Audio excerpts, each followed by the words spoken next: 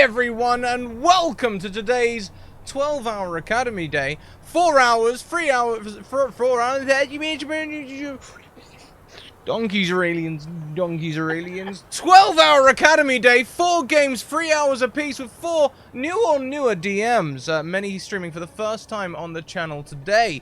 We're going to be starting with Jenna, but before we go around and say hello to Jenna and our wonderful supporting players, please check out these following links. First of all, check out our social links where you can find us on Discord, Twitter, and YouTube. Discord is sort of like the close-knit community place where you can come and we just basically shower you with love and affection until you feel, you know, welcome, and then we shower you with more. And Twitter, you can send me a DM and come and get involved. It's also where most of my, you know, advertising and, like, random thoughts and wishes for sleep get posted. YouTube, you can go and catch up on our season series over on the YouTube. It's a great place. There is a tweet at the minute. If you retweet the tweet, it helps us out because it lets everyone know where you are and what you're watching. Also, we have sponsors free in the form of Hero Forge. Hero Forge, I saw before I went to bed yesterday that they had smashed 1.8 million and were nearly at 1.9. I don't know how they're doing today, but yeah, 1.9 million has been smashed. So Hero Forge, they hit 1.7 million in something like a week, and there's still 3 weeks left, and they're releasing more and more awesome stuff. Go and check it out. It's a lot of fun. What they're doing is they're printing minis in colored resin. Full color minis. It looks amazing. Also check out Mage Hand Press. Mage Hand Press created the Dark Matter system for 5e. If you like space, you like D&D, that's the book for you. It's got classes, backgrounds, races, it's got ships, ship combat, equipment and blasters, an expanded spell list, everything you need to run a space campaign in 5e. Also check out the Deck of Many. The Deck of Many made these wonderful moving cards. I picked the gem again. That's 2 times in a row I've picked the gem. I feel good. Yeah, the Deck of Many is amazing. And you can see Jenna there has the, is that level 1? Level 1, volume 2. Level 1, volume 2. So there you go. They also do the spell cards, which cast as you cast, as Jenna is so wonderfully displaying. They also did the Humblewood setting as well. A Humblewood setting, which is a great setting for 5e. Involves lots of little cute creature animals and stuff. And there may or may not be stuff happening with that next season. Let's go around and say hello to everyone. We're going to start with our wonderful Dungeon Master, Jenna. How you doing? Hi, I'm doing good. Hi. I was about to say I'll be Armin, but I'm not going to be Armin. No, that's your weekly show, I'm afraid. Yeah, yep. This ain't Kansas anymore. No, it's not. You can find me at Aspiring DM on Twitter and littledragonscribbles.com and on Instagram, where I post stuff from our other game on Tuesdays and other art and D&D related stuff. Yeah. So, yep. I'm thrown off because it's not my normal spiel. Well, you did amazingly. Thank you. Let's float around the screen. We'll go clockwise around to Wild Engineer. Mute. Hey. So I caught you off guard. Yeah. So, gosh, I'm excited to be here. Guess you can catch me on other Duck Channel and other stuff. I'd be playing Gundar at work. That'll be fun. Fantastic. Yeah, look, just getting the shout-outs done. As everyone in this Zoom chat can tell you, I have been super prepared today. I have been so prepared. There we go. Other dog. Shout it out. Also, good morning, people. I see Stella and people in chat. And John, hi. It's good to see you. Next around the screen, we have Stalwart. How, has there been a pronunciation change along with the name change, Kyle? You help me out here. No pronunciation change. It's just, I mean, you know how it is with you having to use an underscore. I just fought against the machine. It's always Stalwart, but just added a U so I could keep from adding symbols and stuff. Hi, I'm Stalwart on Twitter, Stalwart on Twitch. Run games on my channel. Love to come over and join Scrat whenever I can, and yeah, love tabletop stuff. Do a little bit of YouTube, some Twitch, and just tabletop all the time, several days a week. Love it. Tabletop all day, every day.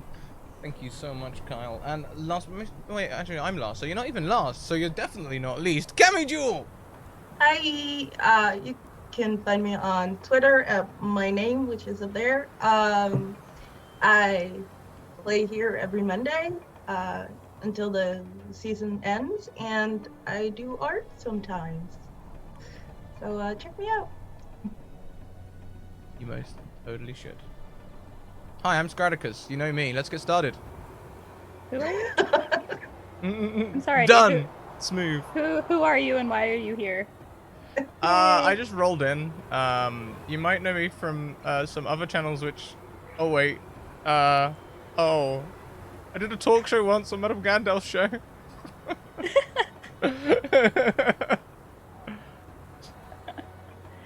Okay. So we good? Yeah, we're good. So do you guys want to do quick, like, explanation of who you are? Just like, this me. This what I look like. That might be helpful for And you. or, yeah, it would be pretty darn helpful. So Sure, just start with Scrat and then go backwards. Sure. In this town, there may well be a coliseum or fighting ring, and that's where you'll find Fawayne Carver. Fawayne is a human, fighter, magic fighter, battle mage. It's interesting. Seems to be pulling something different out of his pocket every 5 minutes. No two fights alike. He doesn't lose much. It doesn't look like he fights much either. It's a strange one. What does he look like is the question that was posed, and a good question it is too. Stands at 5'9", looking young in face. His eyes are ice blue, like that bright blue, with that sort of pale skin and dark tousled hair. They kind of look masculine, but like, you know, the really pretty kind of masculine. You know, like the so pretty, like really pretty. You know, like the soft features. Picturing like Legolas. Yes, yeah, that kind of pretty masculine. Yeah. Got it. And the Coliseum is the Elysium Arena. Forgot to tell you. So yeah. And then who's next around the screen? That would be me. Yes. I'm playing Toothpick, who's a gnome standing 3'5". He has kind of light skin, but it's marked by the fact that he's been living in the desert. He has black hair and brown eyes, and he's he can be a hothead at times, but in a very endearing way, I hope. He's curious, but he's also impatient. So yeah, that's my guy. Alright, and then next would be Audie, right? Yep, Audie. Okay, so we'll be playing Audie. She is a turtle alchemist, and she was a lunch lady at a Hogwarts-like school for teaching kids magic and stuff. And she loved the children, and she cared about their diet and their well-being. But she found out a professor was putting stuff in their food to make them more powerful. So she decided to step to him, and the confrontation happened, and she killed him with on accident, of course, with a Lord of the Rings replica sword that he had in his office. She didn't think it would actually cut him, but she struck him down, and then they magically compelled her to leave the academy. So she left, and I left. You know, I loved the children, and I never forgot about them. But they erased part of my memory. So now I don't know how to get back there. And I won't ever touch a sword, a replica, or otherwise ever again, so don't ask me. But I care about everyone, and I love to cook, and I love to take care of people. Thank you. And she just kind of wandered off and found everybody somehow. That is amazing. Lunch lady. Oh. All right, last is Gundar. Yes. And a cat. So Gundar is Gundar. Gundar. Either works. He's a gentle giant of an orc. Now gentle giant, was a barbarian who got lost in the Feywilds, and let's say he started talking to himself and the good and bad side of themselves after finding a magical amulet. After some time, they realized they no longer wanted to be a barbarian and self-taught themselves how to become a monk through the advice of their pet rock, Brock. And so now they are on their path to discovery and spreading the goodness of solitude and trying not to be on a massive rage all the time. Nice. All right. So we start out in my world of Arcadium. I don't know if they can see it. Nope. Anyway, there's a map.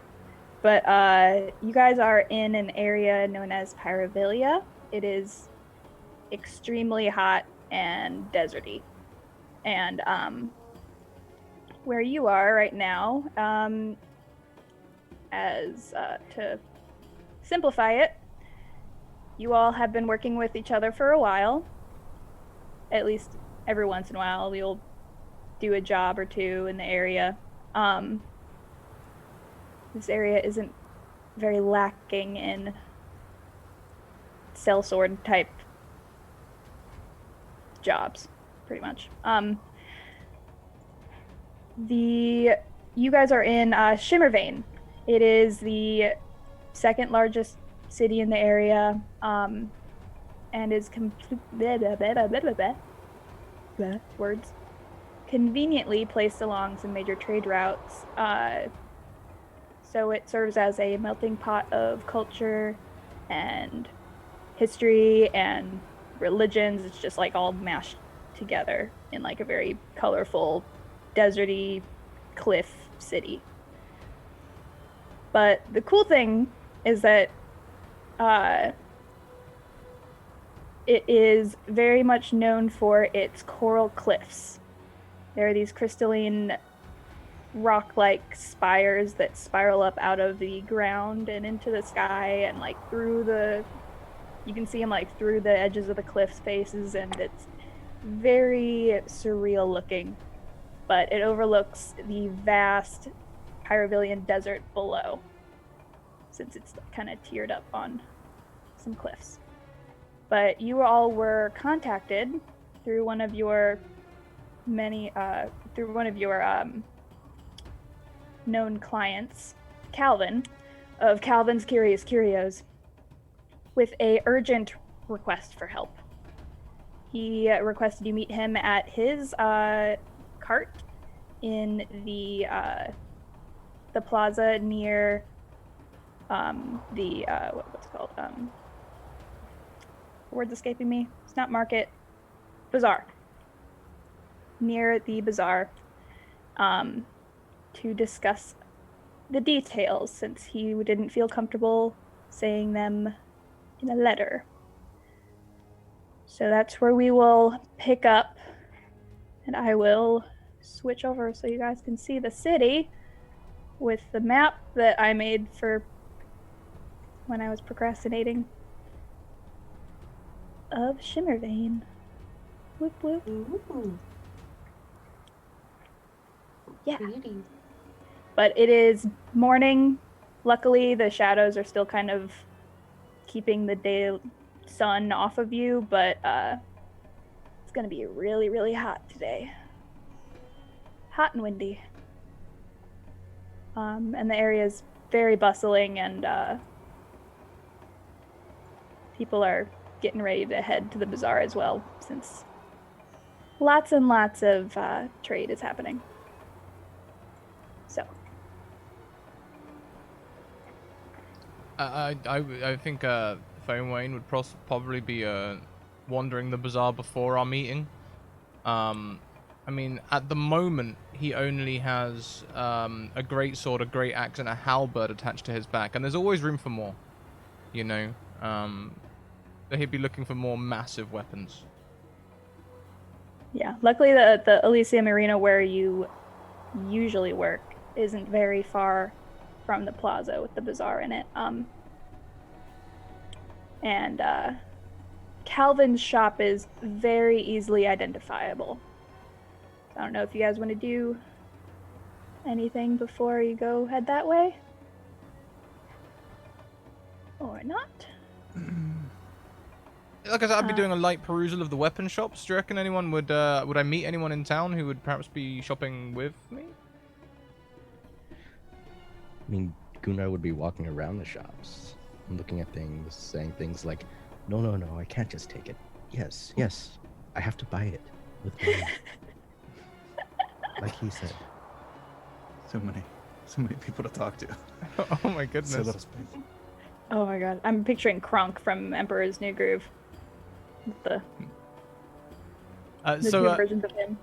Seeing Gundar, then perhaps what is that voice? Good morning, Gundar. How are you doing? Oh, good morning, Phil. I guess I'm good. Am I good? Yes, I'm good today. Good. Cracks me up. Good. You're perusing weapons, I see. Anything catch your fancy? Well, I am thinking about adding like a ranged component, perhaps, maybe a bow or something. But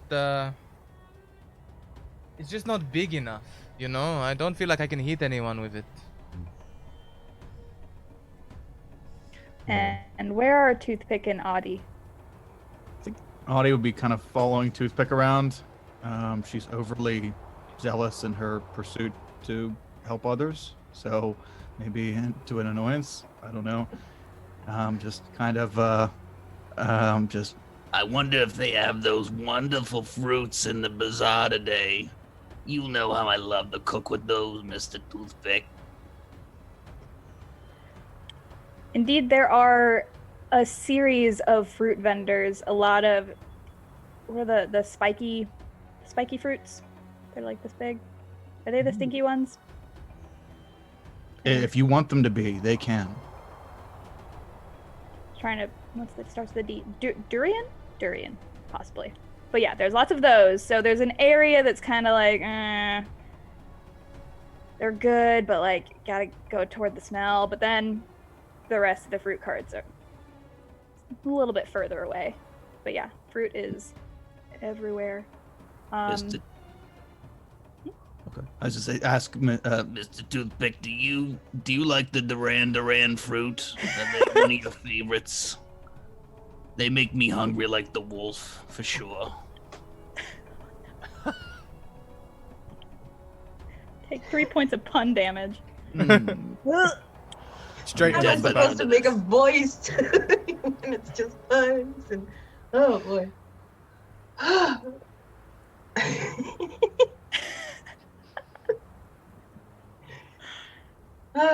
Yeah, I mean, we can totally get one of those. It's cool. I'll pay for it. I just want to know if you like it. That's all. I mean, they smell really bad, but it's kind of fun to leave them. So does Where desert. people Can't So does fight that. them. Oh yeah. Sorry, I keep interrupting. Oh, that's okay. That's okay. There's latency in the desert. It's the wind, the gusts. That's all. Sorry. Magical effect, delayed voice. Fairwind, Yes. while you're perusing the shops and not kind of looking around, and you hear a quiet and a fluttering of wings before a bird lands and perches on your head. Gundar would recognize it as Calvin's bird. His name is Harold.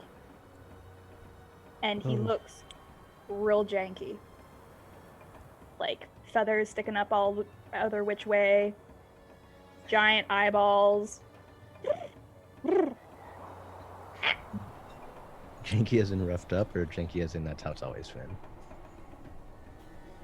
Janky as in like it looks like someone went to his feathers and just left him that way. Like a real bad hair day. Giant eyeballs. Oh, it's Calvin's bird. Starts pecking you in the head. So glad that's the first thing you said, because you would have seen energy gathering in one of Fairwind's hands. Oh no. No, you're right. I shouldn't let him do it. No, Fairwind, don't attack it just yet. Flaps He's over to perched Gundar. on my pecks you a head. few times. Well, sometimes that's a good thing. It means it likes you. It flaps off and like lands on like one of the little overhangs of one of the shops and kind of flits to another one and looks back at you. I think we're supposed to follow it. Is it perhaps telling us that we are late? Oh, no, I'm never late. That's what he Flaps said. its wings a few times. You are a wizard? Maybe? No, this one says no. Something I heard about wizards never being late. Yeah, it flaps to the next branch, or not branch, the overhang. Well, I suppose we should follow it. I put down the sword I picked up from the shop. The swordsman kind of looks at you and just like, not gonna buy anything. I buy things from you all the time. I'll see you tomorrow, away. Frank. Just, yeah. I walk away Meanwhile- looking like an armory. Like, See, I have this sword and also this axe and then this warhammer. Oh goodness. Toothpick and Audie. Weirdly enough, the same thing happens to you. Bird flaps down onto Audie. Is it gonna poop on me? I don't know. My neck doesn't move right. I can't look up there. What does it want? Flaps away, trying to get you to follow it. It looks like scat. tongues, exactly cuss what tongues. it's doing. It looks like Calvin's. Oh. Calvin is a wonderful gentleman. Maybe we should go see if he needs us to fix his bird. Who has the higher perception out of you two? I think I've 16. so. That's you. Perception, like passive? My Passive. passive's 16. Yeah. And are you guys wearing anything shiny? I'm not, no. Although I have like lots of things hanging off of me that most of them aren't shiny, they're all natural, but all natural over here. But yeah, that's I have lots of like little trinkets and doodads and stuff. Like And nothing shiny here. As Harold starts to fly away, you see him swoop down and grab like there's like a booth with a bunch of like random knickknacks on it. He grabs like some random tinsel-y thing, flaps off with it. Still trying to get you to follow it, but straight up stole. okay. Ah, damn it, Harold. I kind of try to run over to where he took it from and take out a couple gold pieces and put it down. I'm sorry. If I can see like a shopkeeper. I'm so sorry. The bird. You She know. peeks up from under like where she was looking down at the table. She goes, huh? What? Here's some gold for your livelihood. Doofpick, we gotta catch Harold. He's Thank a you. son of a bitch. She looks very Let's perturbed go. as she did not notice. I'll still Yeah. leave the gold for her anyway. Okay. You guys make your way to the main area of the bazaar. 4 gold. It is. The sun is kept away by strips of colorful fabric going back and forth across from like rooftop to rooftop, and other sort of draperies hanging down. And in the distance, right by the large circular fountain, is a bright red and purple, ornate and very excessively decorated gypsy-looking wagon. The front has like an overhang, kind of like the side of a camper trailer that, like, you know how like you can have like a optional like tent pop out on the side, kind of look an overhang popping out the side there with a of like a fold out table with a nice cloth draped over it. And then at one end there is steps leading up to a very intricately decorated door, and you see Harold fly up and into the corner above the door where a large nest is made out of random crap. There's like sticks, there's like pieces of like cloth, tinsel, shiny things, hats. It's very weird, and he just nestles down. Underneath the overhang, talking to some buyers, is a short man who's very, very tan, has a scarf kind of wrapped around his head to keep the sun off of it. Still looks kind of sunburned, with a large nose and a mustache. And I know you said your perception was 16. What's everybody else's? 15, if I remember correctly. Yeah, 15. Oh my 11. days. Hi, I have a passive perception of 21. Oh, you see through time and space. I did that by accident. That was a surprise to me. I was Holy- like, what is my perception? Whoa! Oh, wow. Holy perception, Batman. I see everything. Okay. Yeah. And then Gundar is 11. oddly enough, Fairwind, you're the only one that notices his mustache. While it could be described as nice looking and very, just black, it looks like a stick-on mustache. It's a little tilted, just ever so slightly. But you're like, yeah, that's totally fake. So, Fake mustache. for when is one of them people that laughs internally? You have to know the look on their expression to know when they're laughing, and they make that expression now. It's kind of like just a passive face. Just eyebrow twitch. Yeah. The few people that are in front of the table start walking away. The table is decorated with a bunch of knickknacks and magical items, and you have found Calvin and Calvin's Curious Curios magic shop.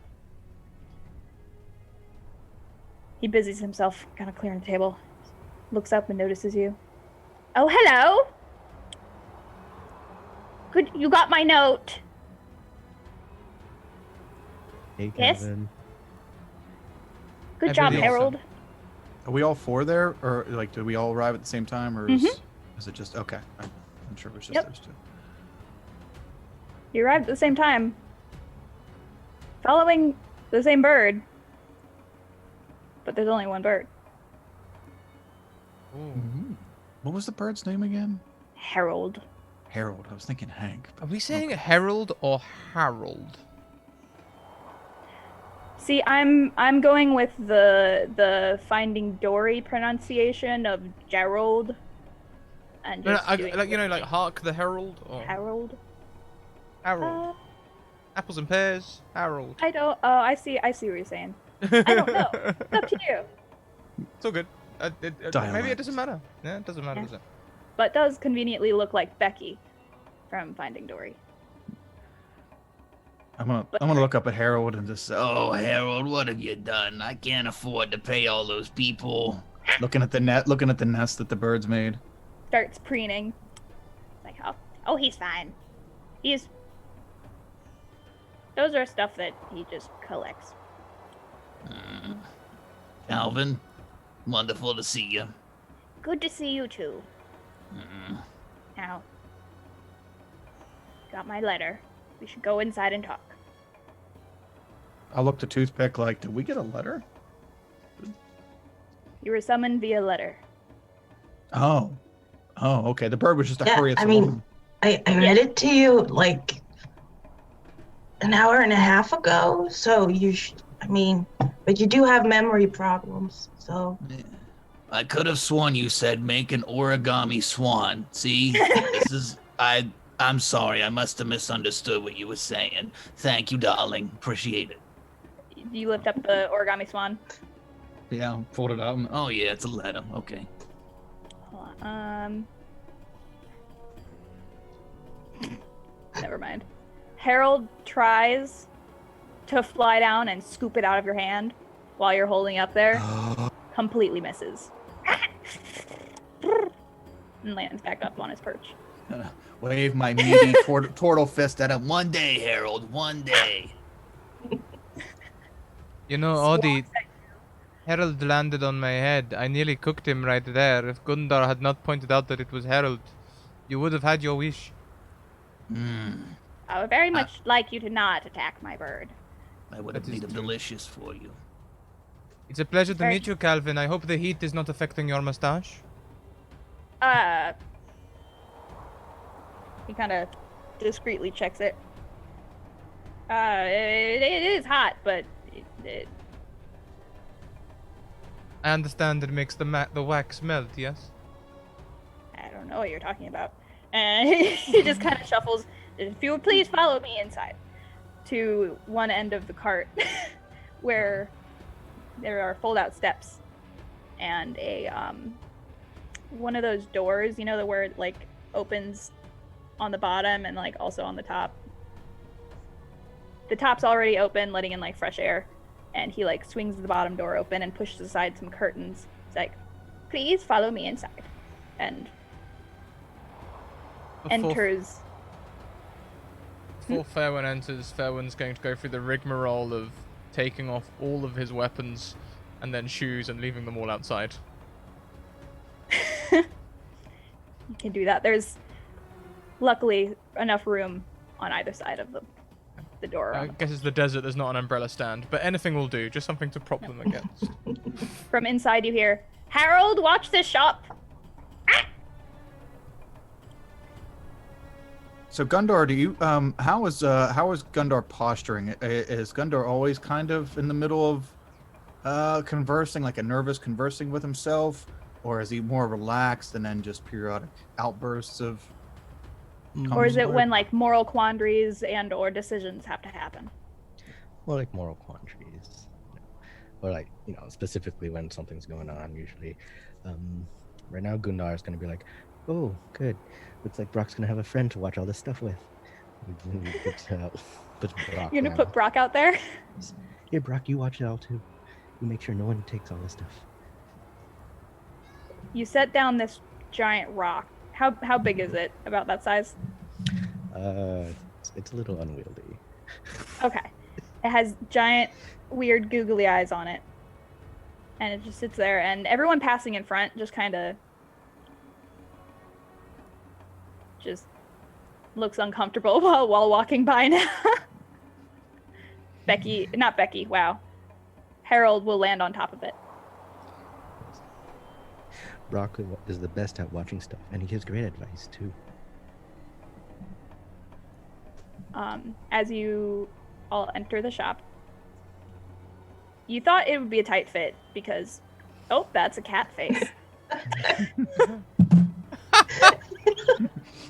That was great. I love your cat's wild.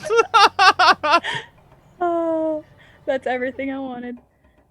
Anyway, as where was I? As you enter the shop, you were assuming it would be a tight fit, because while it is, kind of looks like where he lives, it is still a, small wagon on wheels. But walking through the curtain, you realize that it's definitely bigger on the inside than it is on the outside. There are floating candles kind of in little orbs hovering around the room.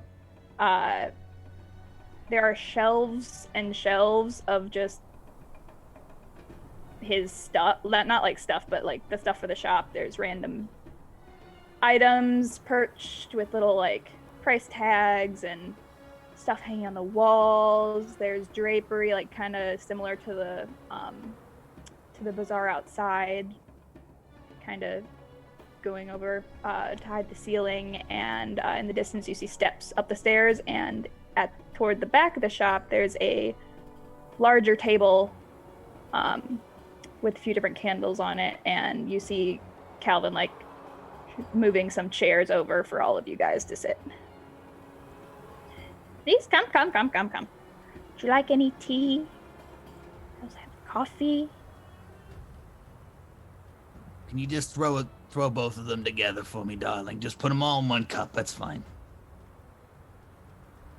If you say so. And he'll like go over and still looks confused, summons a cup, pours some tea, Caffeine's and then great. grabs the other pot, pours in some coffee, and just hands it to you. Anyway. Perhaps some tea, lightly sweetened. That would be wonderful.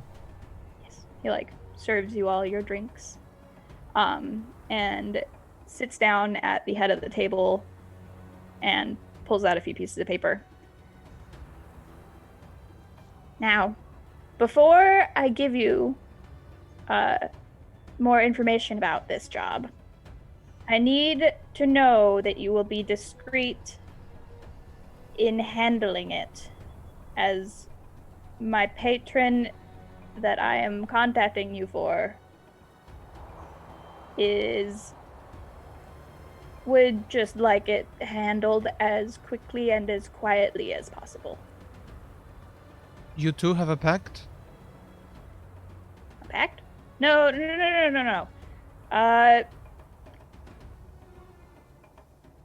One of my many acquaintances throughout the land, Oh, you're part of the for thieves whom I guild. work with. A guild? No. No? She gives me money. When you're in need. Is it your sugar mama? I'm stirring my stuff with my finger. Is it your sugar mama? He looks very taken back. No. Come on, be honest, Calvin. It's okay. We're all friends here. No. And before I tell you anything else, I do need you to agree that it will be handled discreetly. Discretion is my middle name. Just don't make a scene. Or talk to Discretion anyone about it. is also one of my many skills. Okay, sign here. He pushes over a contract for you to sign, basically like an NDA. Oh. On a hot second here, huh? Mr. Toothpick, I don't have my glasses on. Can you take a look at this for me and make sure it's on the up and up? Yeah. I'm gonna read it through.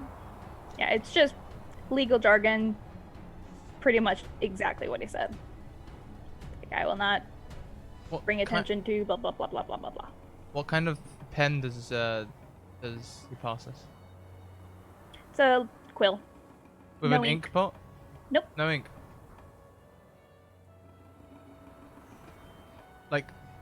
Wen spends a second trying to draw on their thumb, and then presses their thumb on the paper.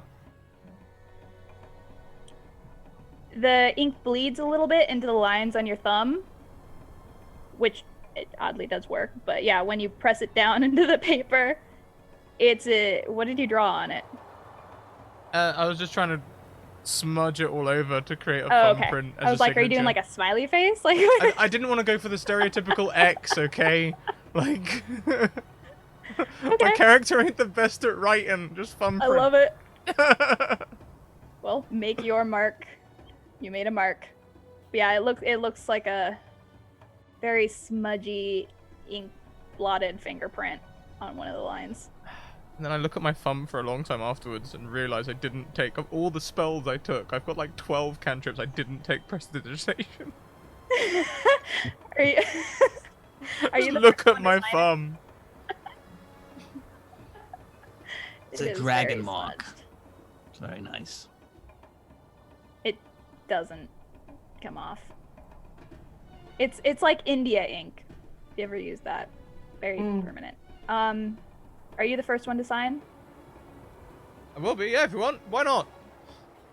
I imagine it'd be quite annoying though. Like everyone's, oh yeah, sure, we'll sign, and then some person gets the pen first. It's there for ages. I gotta get all the lines on my thumb.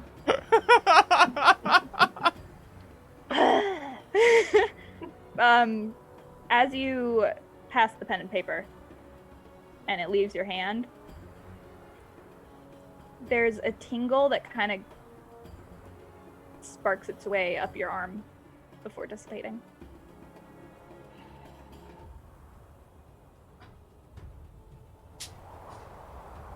You all right?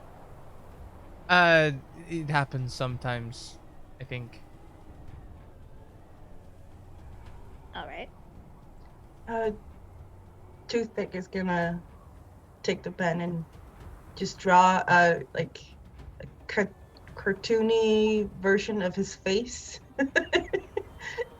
and then just slide the paper over to Audie.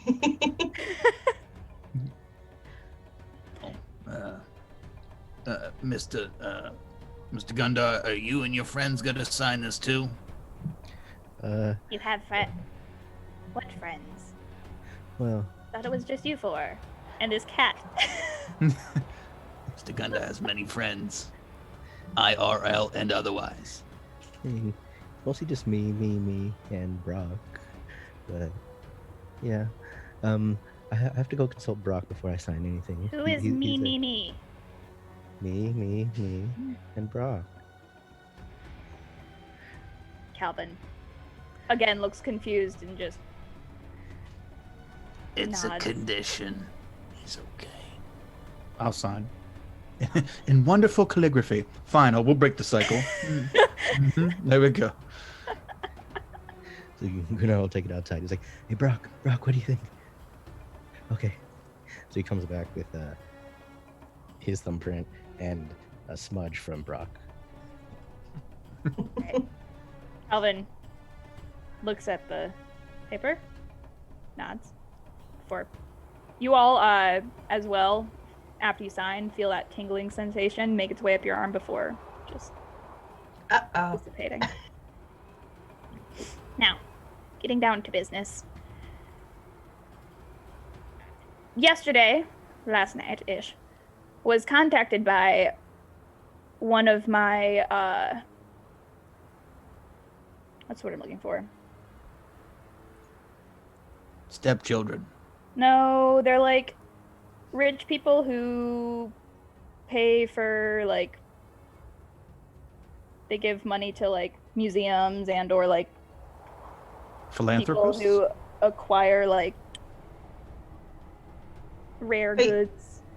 Patron, collector. Yeah, patron. There's another word for it that I'm trying to think of, but whatever. Patron works. Mm. One of my investors. That works. Lady Virantir. You all would recognize that her as Lady Veer, or otherwise her very well-known name is the Lady of the Market. A very, very wealthy and like well-known.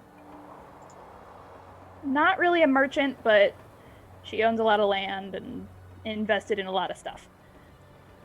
Real rich. She has recently, her daughter has gone missing. Adopted daughter. But last night, afternoon, time's a little meh on it. She was last seen going into the desert toward, I think it was east. Looks down on his paper. Yes, east. Toward one of the ruins to the east. I think she was just playing. I don't know. But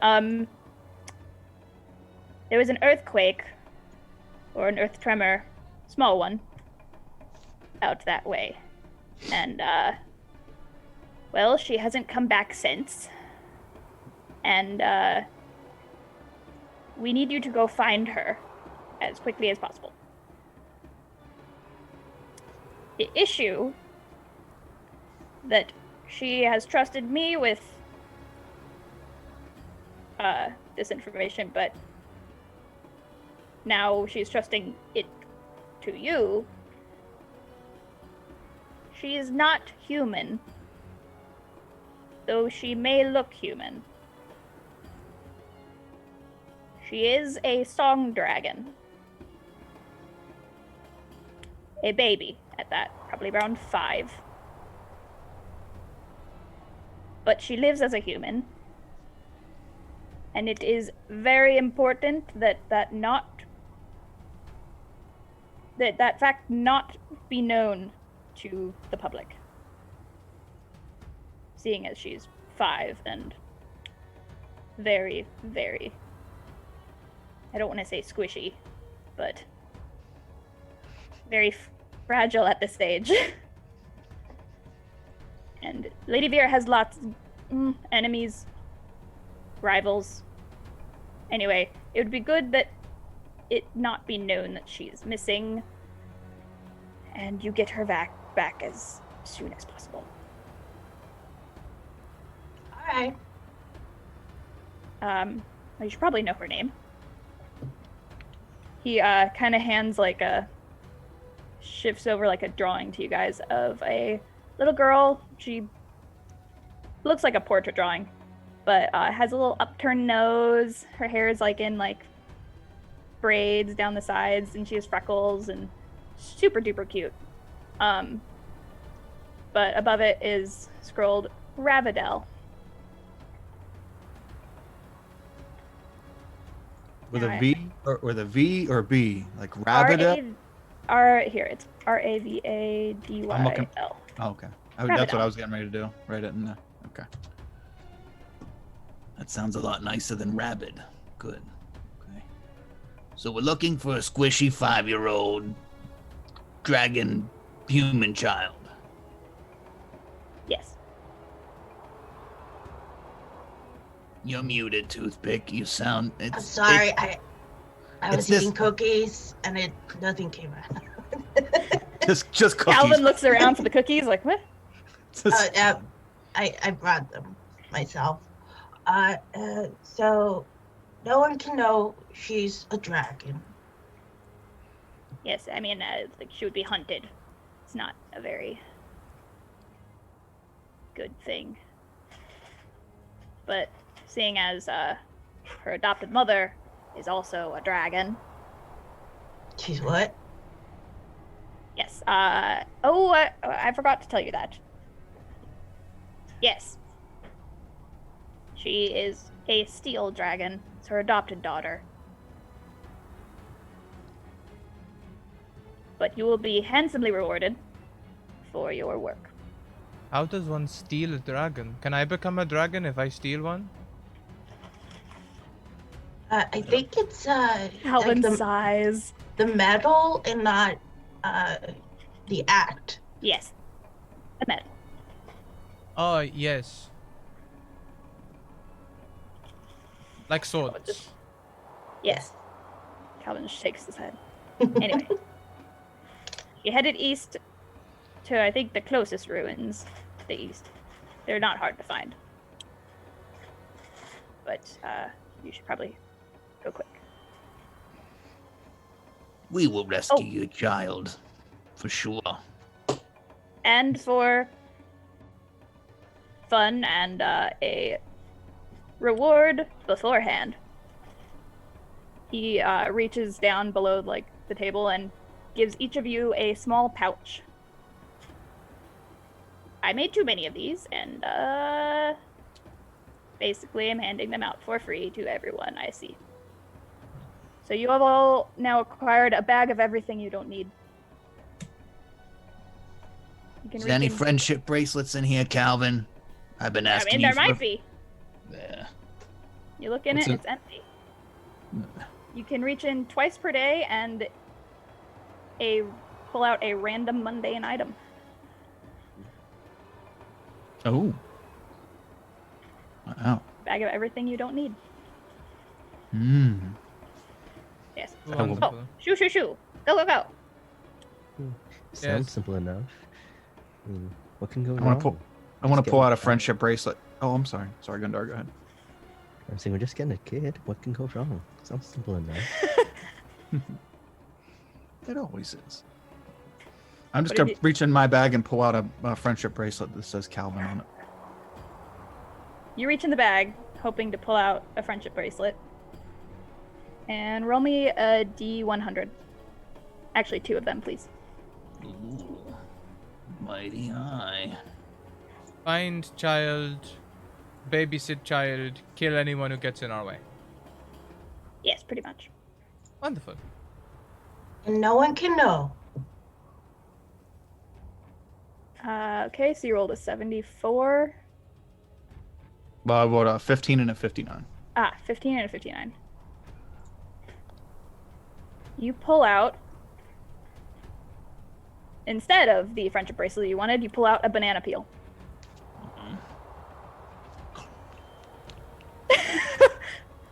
Calvin, how long's this been in there? I don't know. Now leave. You're grossing me out. I have business to do. Go, go, go, go, go. Wait, immediately left. They're sitting outside, strapping their sandals and stuff back on. They've got them big sandals, you know, the ones that wrap around the calves like 5 or 6 times. It takes time. It takes time to they're put on. wrapping. Gotcha. You guys are leaving. You guys are gonna be like, fine. And try to swipe something off the table. Make a sleight of hand check. Yeah. That's an 11. You go to swipe it.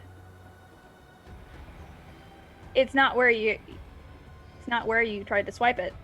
It's a little bit to the left. You missed. But you swore it was where you were reaching for.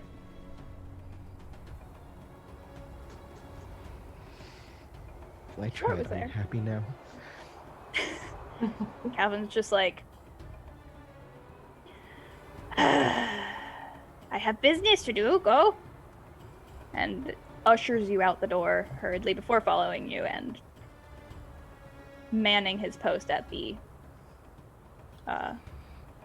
shop front again with Harold perched on his head. Good luck. It's by Calvin.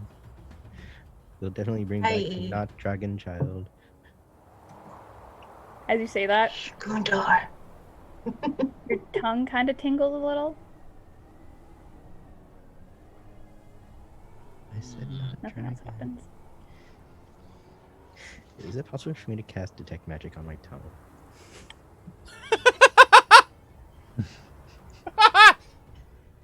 Hello, ladies. I mean, I feel like detect magic is just like an area of effect type thing. So you cast it and see what you feel. So I mean, you can cast it if you want.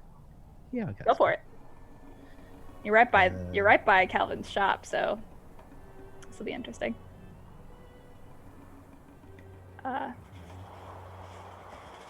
Is it like within 15 feet? I think 30, I think. 30? 30, yeah. Gotcha. You don't nothing pings for your tongue. Calvin's shot lights up like a Christmas tree. All sorts of magic over there. All different kinds of magic. All different strengths of magic. It's just everywhere. But other than that, nothing. There was a shop in there, but it felt more like a recreational vehicle. It was very small on the outside. Does Calvin travel with his shop, Mr. Toothpick? I don't know. I've only ever seen him here. How many cities would you say you've been in? Anyone? Like traveling around a lot or just kind of in one location? A lot. Yeah, You've definitely seen him at other cities. I reckon for Wayne would have been like, I don't know how big this Colosseum is in terms of like a league or anything, but he definitely would have started in like some fighting pit in some village and would have gone to any place with a fighting pit. Then you would have noticed that it's kind of weird that he's been in every city you've been in. And which is also why you noticed his mustache. He didn't have that last time. No. He had a unibrow the last time.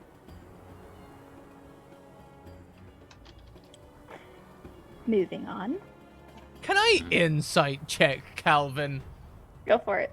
Is Calvin actually a steel dragon mother? Because I may not be very bright, but I'm awful wisdomous. Oh, He is not. He seems to just conveniently be at every town that you go to and likes looking different in each town. A happy coincidence. Mm-hmm. I feel like I know Calvin on a much more personal level now, having insight checked him Oh, to yeah. this extent. Oh, yeah. Yeah. I know what color underwear he's wearing. Suddenly, like, retroactively remember it's like, he had a different voice last time, too? I mean, he's always the same size, but dress is different. Sure you didn't read his Looks a little 23andMe different. profile? Everything. Pretty I deep found, in. I found his MySpace. I found... Oh, live journal. Yeah, Oh, no. that's the words I couldn't think of. Not enough coffee to remember LiveJournal, but yeah, I found that too. Oh, no. He Yeah, has an inactive Bebo account. I found that. Oh, He has a GeoCities website. no. Yeah, you know everything, but yeah, he's an oddity. He's a curious curio himself. But you guys make your way out of town. It's probably around midday, so it's gonna be hot, real hot. And the town is surrounded by very large sandstony crystal walls. And while you're in the shade and protected from the desert winds and sun, I mean, it's dry heat, so it's kind of nice every once in a while. But as soon as you cross the gate, you get hit full blast with the heat of the desert just radiating up from the ground. And luckily it's not too windy, so no sand in the mouth yet. But the gate faces east, if I remember correctly. Yeah, there is a gate to the east that runs alongside the Burning Peaks Mountains, which is the direction that Calvin said to head. On the horizon is the vague shape of what could be some sort of weird rock formation or ruins. Is there anything you would like to do? Tell me, friends, do we wish to travel in the day or would we prefer to travel at night? Does anyone have any aversion to hot or cold? Light or dark? I can't see so well in the dark. I have hey Gary. On my backpack, the top part of my backpack kind of pops off, and it a little creature floats down, and it looks like Mallow from Super Mario RPG, like a fluffy, gooey thing with a permanent smile.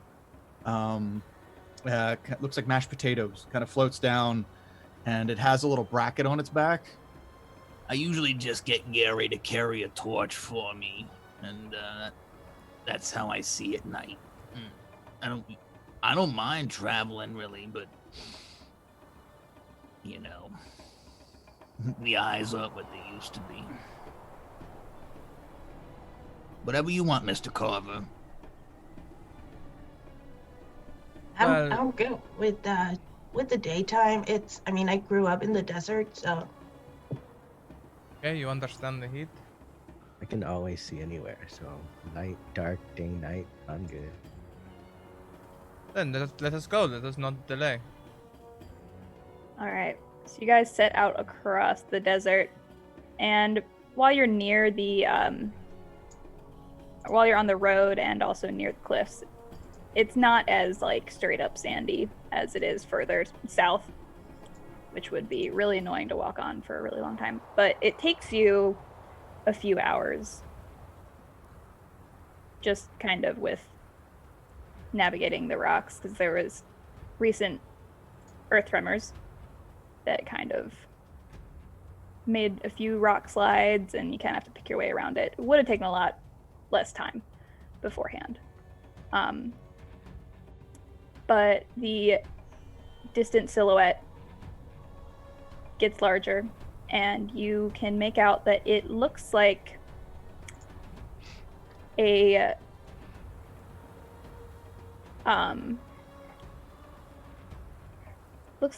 broken in half spire poking up, like it got broken and then just kind of fell and stuck in the ground that way. And then next to it in another area is like a more of a building type thing with like a fountain in the middle, a statue, and some like cliffs and bones and random type rubble in the area. go away. Sorry. Yeah, and it's eerily quiet. I'm gonna pull out my shield. This isn't a pleasant place to get lost in. It's very quiet. Eerily quiet.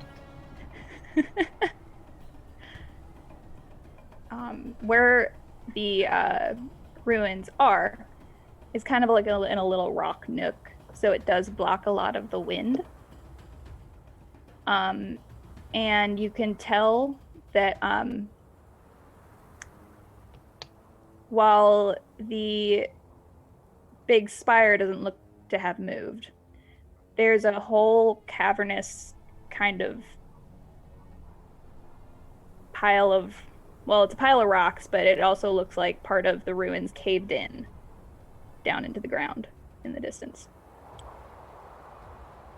I mean, that seems like a clue.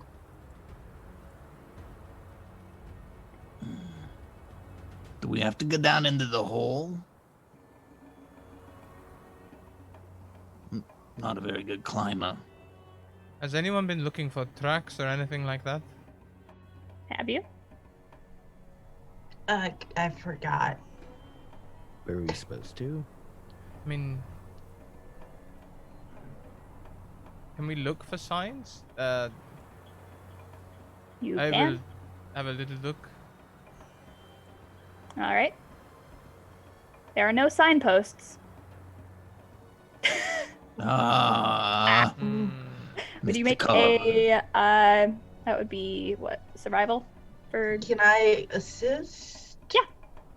so do you want to roll separately or him with advantage? Up to you, Scrat. I'm pretty good at survival. So you want to do it alone?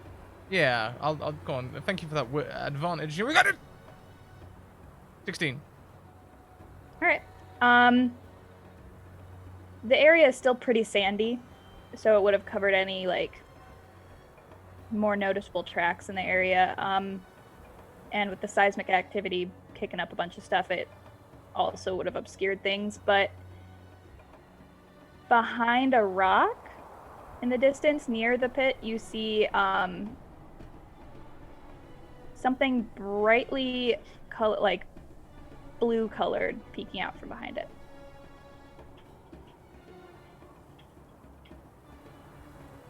Not like peeking, like it's just on the other side of the rock. Oh, so it doesn't look like something living. No. Oh, no, okay. no. I phrased that weird. That's okay. I see a thing.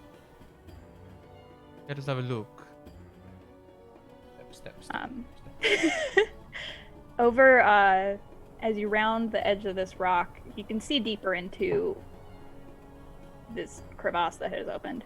But slightly stuck under the edge of the big rock is a stuffed animal. It is bright blue and looks to be a dragon turtle with a collar on it, a little name tag. Looks a bit roughed up. I found these. You think it's a clue? Oh, Mr. Carver, let me take a look, please. Let me see it, please. Oh, it's a fucking turtle. Let me see. Tis a dragon turtle. You hold it, Oh, and Give it to on the Odin. the name tag, you can clearly see spelled out Michelle Chomp, oh, it's a spelled great- Mishell. Michelle. Ah, Michelle. This this might be from the girl. I guess prior to Farwayne, Farwayne. Fairwind? Either's Fair- fine. Either one. Okay. All of those are Fair- fine. Prior to Fairwind handing that, Audie just had like two little vials that she was shaking up in her hand, and then she saw the stuffed animal and was like immediately infatuated. And after he hands it to her, she has these vials in her hand. Sorry, I just made up some special juice. Does anybody need some special juice, Mr. Carver? This juice right here will make your armor stronger. And if you drink it, or maybe just your skin, I don't know. It does a wonderful sheen with the sun. It's a beautiful glow, and it makes you feel better. Do you want When this you one, s- Mr. Carver? Say armor. Do I need to be wearing armor for it to be stronger? Oh, absolutely not. Mm-mm. Okay. Does it I don't wear affect armor. magical armor? No, it affects you, but I think if you're wearing armor, it just makes it better. I get hit a lot, so this could be good.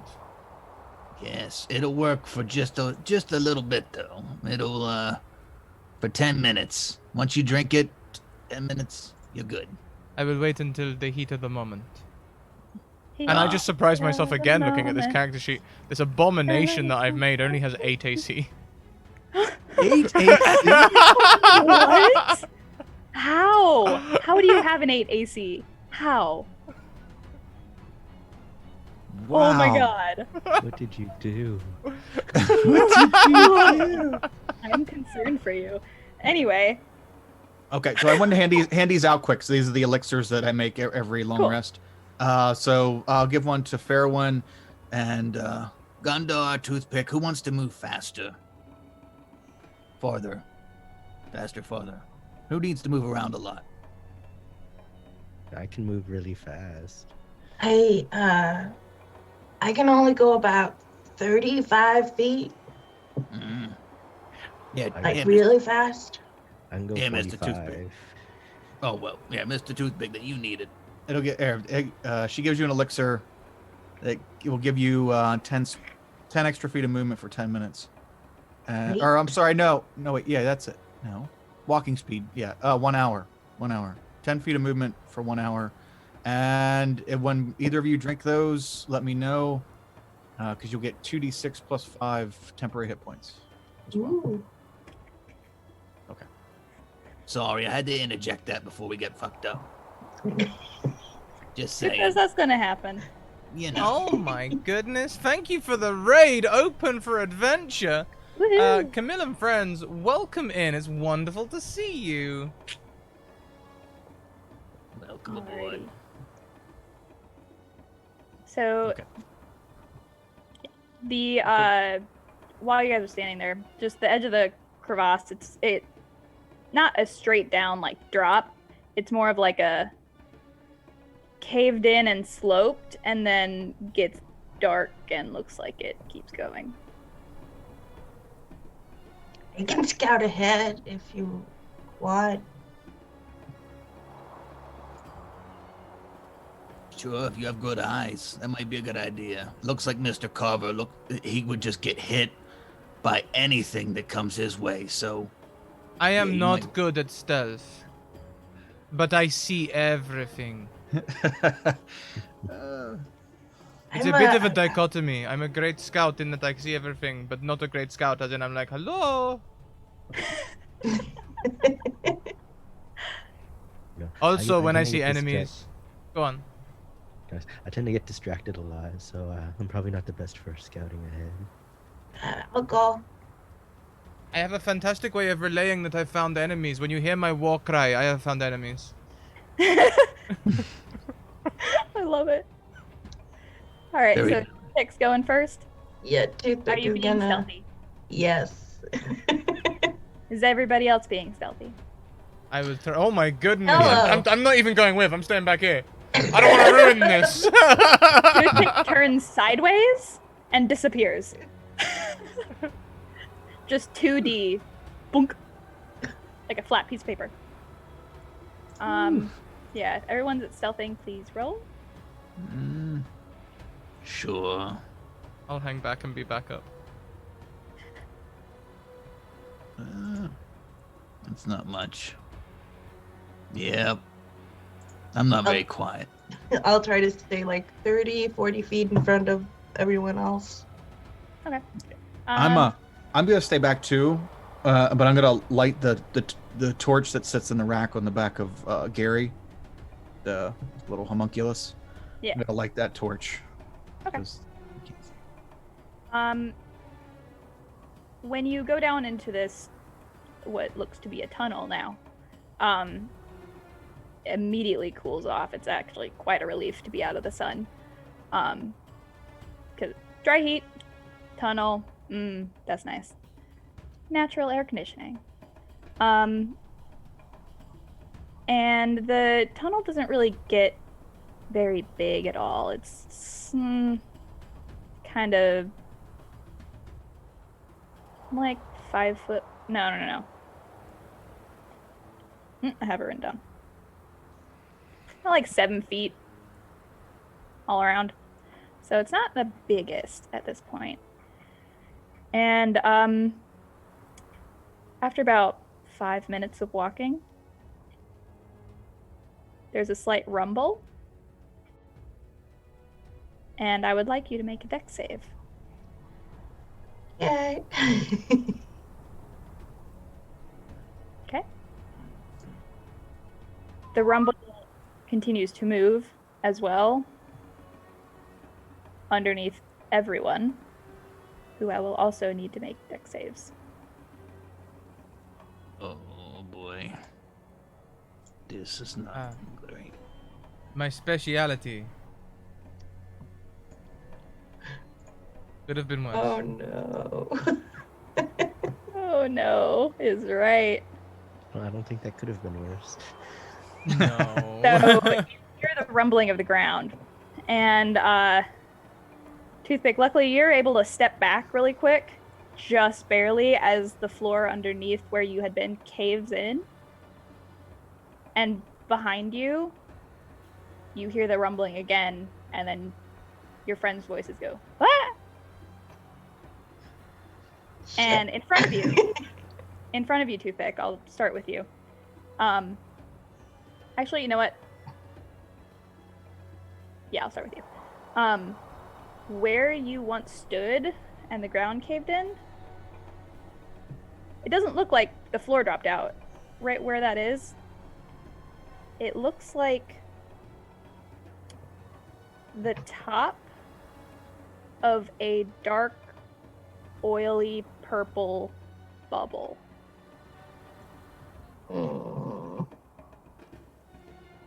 I don't like that. And I would like everyone that fell to make a wisdom save. A wisdom save. Wait, wisdom if you're trying to not pass out. Is that wisdom? I was going to cast Featherfall if. Same. I was thinking the same thing. Okay. A monk's slow fall. It sounds like we're pretty good on the falling thing. Okay, do we still need to make the wisdom save though? Is this something? Yeah. Oh, cool. Something strange is afoot. Sure. Well, it's not underfoot anymore. Not a foot. God, I hope no one's looking at my pet. Oh. You're rock. Ooh. Oh, Gundar. Boy, Gundar. Ah. Gundar, you start to fall and then pass out. What did you? Still roll 12. Fair one. Same thing happens. Audie, luckily, you're able to kind of keep your wits about you to an extent. It feels like you're having cotton balls stuffed into your ears and your head's being squished a little bit before it suddenly stops. But you're not falling. And your ears feel like they need to pop and they're kind of ringing a little bit. And you feel hard marble floor underneath you. And it's quiet. So not falling on the marble floor, but just standing on the marble floor? You're laying. Laying? Okay. You didn't feel yourself hit. You're just laying. And I just continue to yell as though I'm falling. Ah! Ah! It Oh. echoes.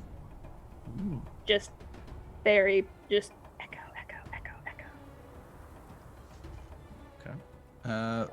Like to try to scramble to my feet and check on those around me. Okay. I'm going to switch back to Toothpick. Okay. Toothpick. Yep. You're staring at what should be a hole in the ground, but looks like a weird blackish purpley oil bubble. Or like kind of the top of one. Is it moving? I mean, it's not moving, but like the color's kind of oily, shifty. You know how? Yeah. I'm gonna take out my dagger and turn it around and poke it with the hilt. It goes. Boop.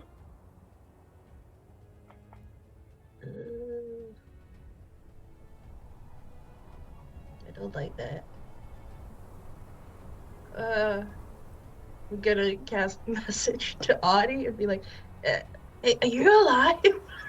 There's some weird shit going on." What are the details of message? Let me.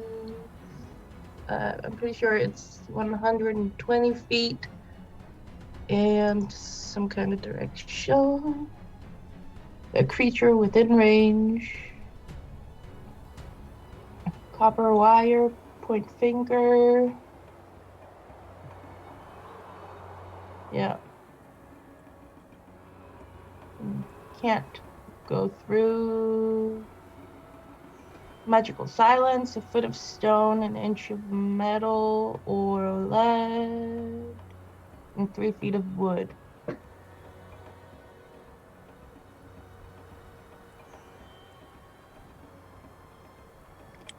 You use it to try to reach out to your friends. You get no response.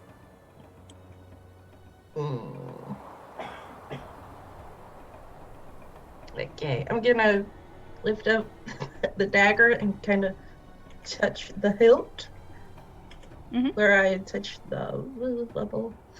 Feels like your dagger. But my fingers don't start tingling or going black or okay. I'm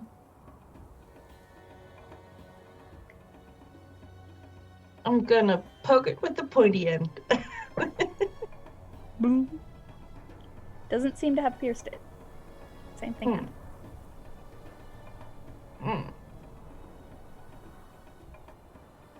What's your perception? It's 15. Yeah, 15. It's a vague shape, but in the weird reflective parts of the material, you can kind of see the outline of a room, or like stuff in a room. It keeps shifting. My cat is throwing up behind me. Oh no. I don't know what he ate. Oh, poor kitty. Yeah, but he eats weird stuff, so it's his own fault.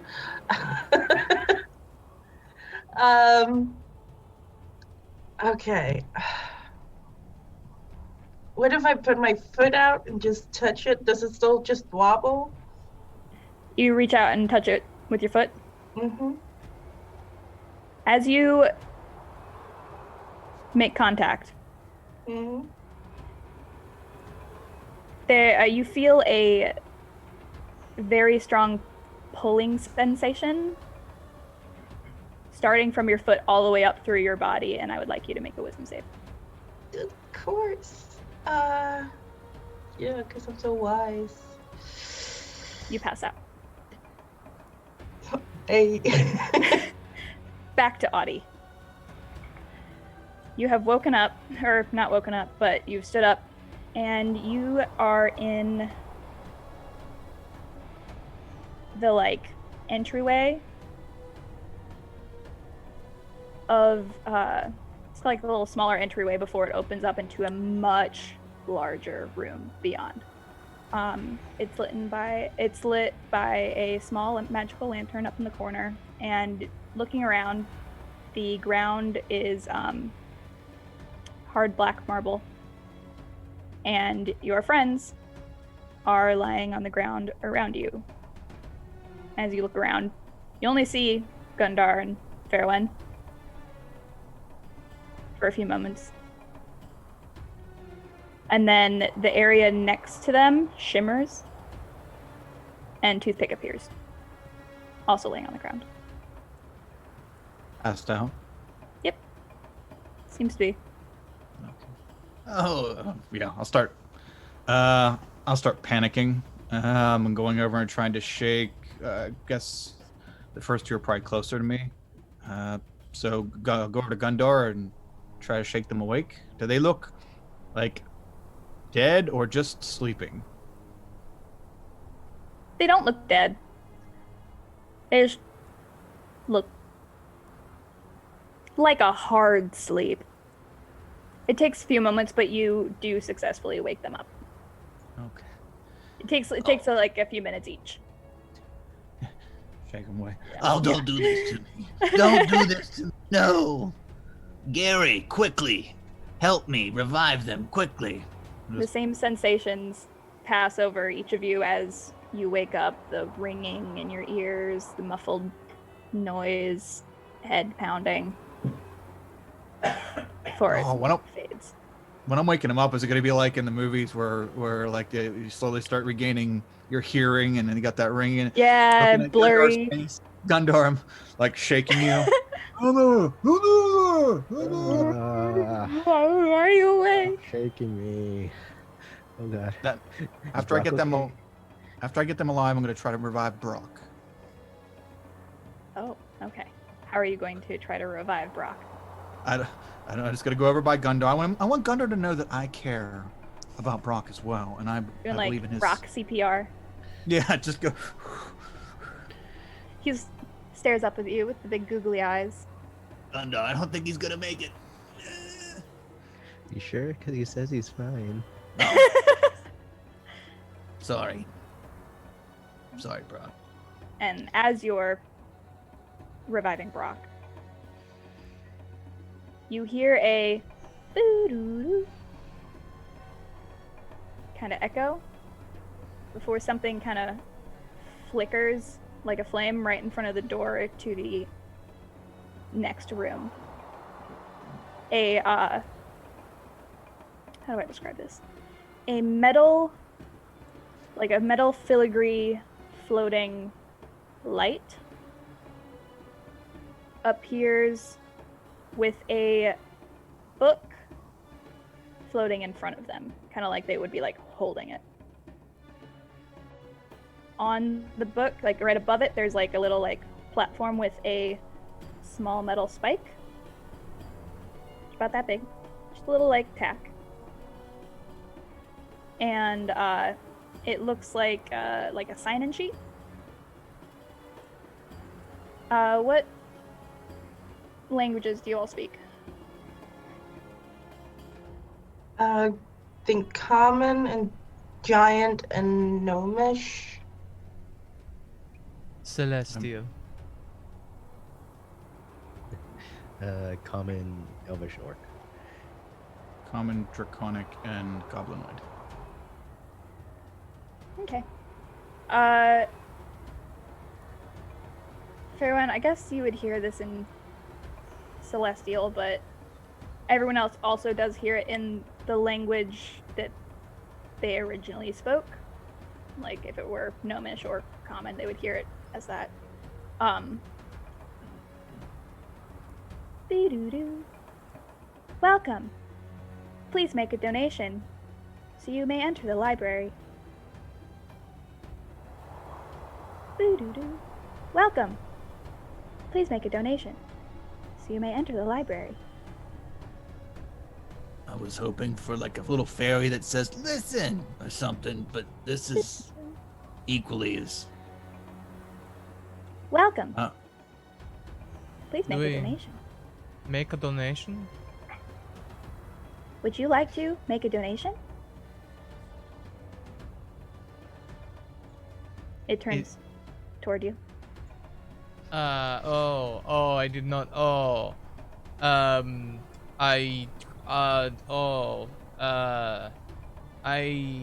have no money. It requires no money. Just prick your finger. I've been fooled this way before.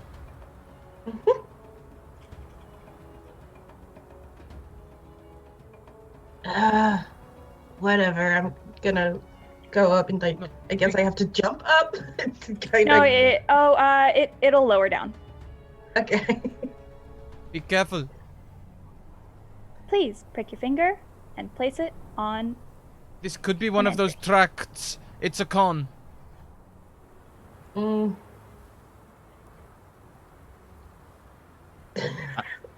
Dude, he's just gonna look at Pharaoh and be like. prick your finger and place it on the paper. I would like you to roll a d3. Okay. Or 4. Roll a d4.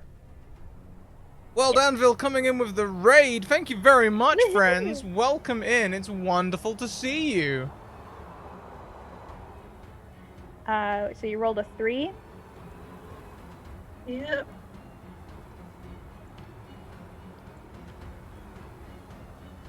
What is... I would like you to think of the biggest learning moment in your memory for your character? Like I learned a lot from this situation. Like oh, that was a big breakup. I learned to love myself. Yeah, I mean, he did learn that he still had living siblings. I don't know if that's the kind of thing he learned. Nah, more like a you're better yourself, or it could be worse from this happening. Yeah, he would have learned to play some instruments when he was younger, and I guess kind of like an internship with the tribe bard. Okay. As doesn't really pop in your mind, but actually no, it would. You suddenly remember like, oh yeah, learning my instruments, that was nice. But then it's like someone started taking a dry erase board marker and just erasing it, starting, and like you're rewinding kind of through your memory of learning it. Mm-hmm. I mean, it tracks. He's a terrible bard. You feel like you've lost any ability to play. You just don't remember how you learned. Mm. Feels a little weird, but you're not really sure what all you donated. Mm. It didn't hurt, guys. Just go for it. Thank you for your donation. Voodoo, you may enter. Steps aside. Just kind of moves out of your way. Gundar's gonna try and walk in after Toothpick. It moves in front of you. Voodoo, Aw. please make a donation to enter the library. I see this creature. I believe it has just entered some kind of warlocked pact with my friend, and I don't like that. I'm going to take my greatsword and I'm going to give it a bit of run up to give my party time to stop me if they want to, but I am, as chat has just asked if there's silence in the library, I ain't being quiet.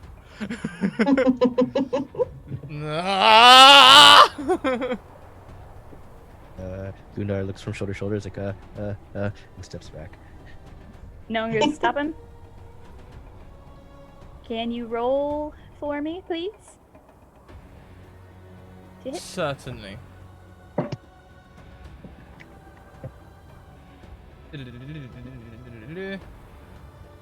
Look! There it is. You go to hit. You bring the sword up over your arm. Over your arm. Uh-huh. Over your shoulder. Yeah. Either, both work. Yeah. And as you go to hit this lantern, it's like there's a force field barrier. Because it's standing in the doorway. And it's like your arm and sword hit a barrier in front of it and go and bounce right off. Please make a donation. I thought that was a wonderful donation, Mr. Carver. I don't understand what the problem is. Maybe it doesn't accept violence as a donation. I don't like this. How do you feel, Toothpick? What's going on in you? What? How you feel since it touched you, the prick? The same, I guess. You feel fine. It's like when you can't remember something, but it's like right there. Gundar's But gonna- I mean, you just might be having a moment. But other than that, you feel fine. I mean, my finger is kind of ouchy, but You might need a cotton ball. Kind of looking towards Fairwind. I don't know. Mr. Fairwind's been in many battles, and he's very perceptive. Can't do a lot of other things, but he's very perceptive. I'm inclined to stick with his reluctance on this matter. Mm-hmm. And Dundar's gonna look at Brock and be like, what do you think, Brock? Okay. He's gonna prick his finger. All right, please roll a d4. D4.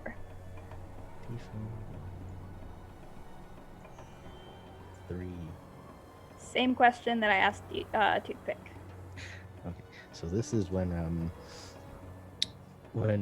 Gundar was trying to steal something and got in trouble for it.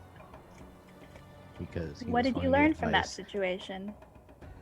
that sometimes the angel on his left shoulder gives bad advice.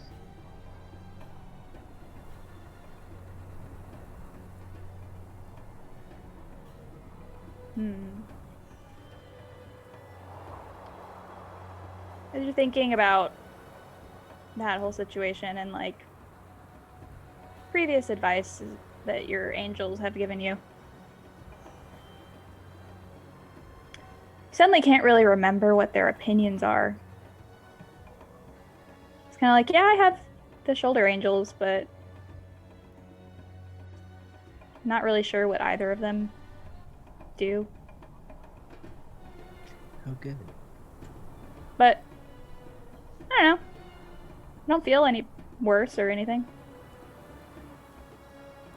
Whatever. You feel fine. Thank you for your donation. Voodoo. Well, It nothing seems to have scoots happened aside. from it. Well, what happened? I don't feel any different.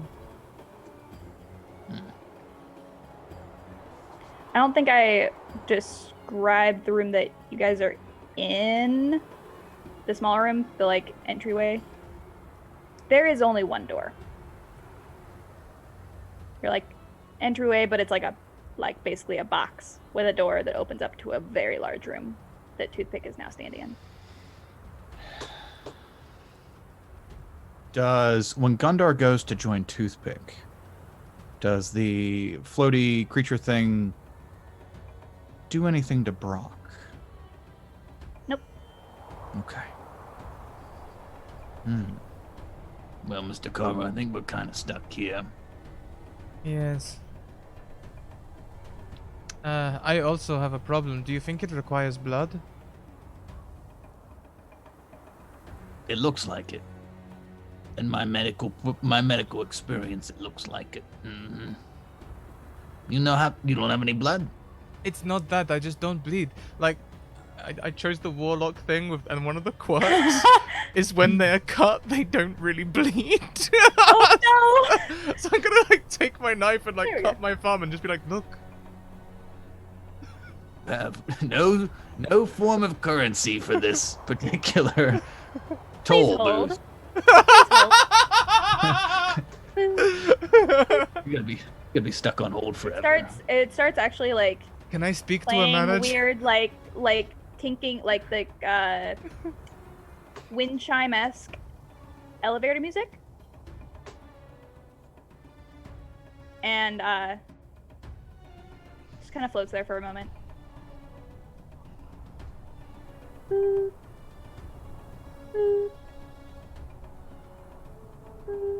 Wait, do you think that means it counted that as me? I didn't prick my finger for that. Please hold. Any bodily fluid will work. Doo-doo. That's disturbing. I'm Please gonna make a go. donation. I'm gonna go donate now. I don't have to watch that. You can just spit on it. Just please take my blood, please. All right, Put roll my- d4. My meaty turtle hand. Okay, what is how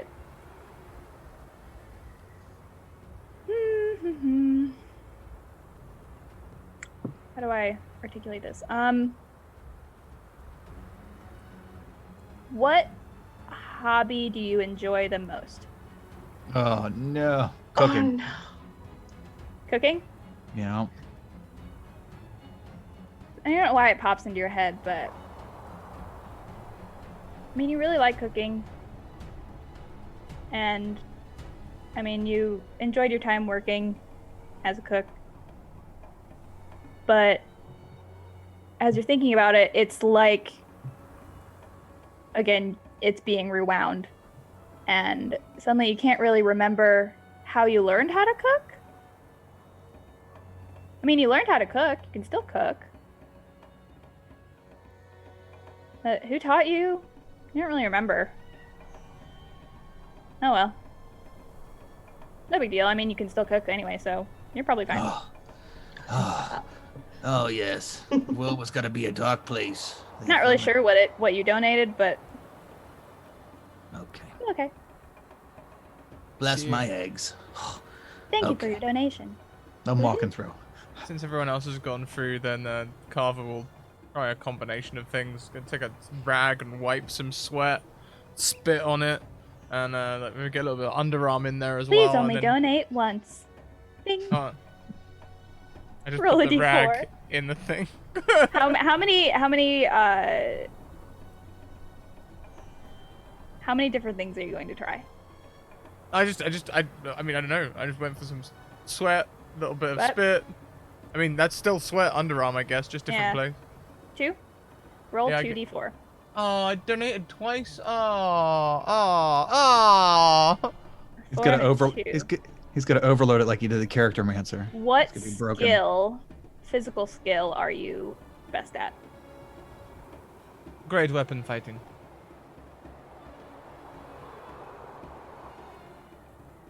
You're really good at weapon fighting. Specifically the big great weapon fighting. I'm bedecked in great weapons. It's great. But I love it. You know you learned how to do it, but you really don't remember how? Who taught you? When did you learn? Doesn't really affect how you fight if you can't remember how you learned it, but I mean, Hang on a minute. This thing takes away my memories? you feel kind of normal. You can't really, I mean, nothing feels off. It's like you don't know what you're missing type thing. You know what I mean? Yeah. And also, I would like you to think of, what was the 2? Those memories. You don't know what you're missing. What is your best life skill?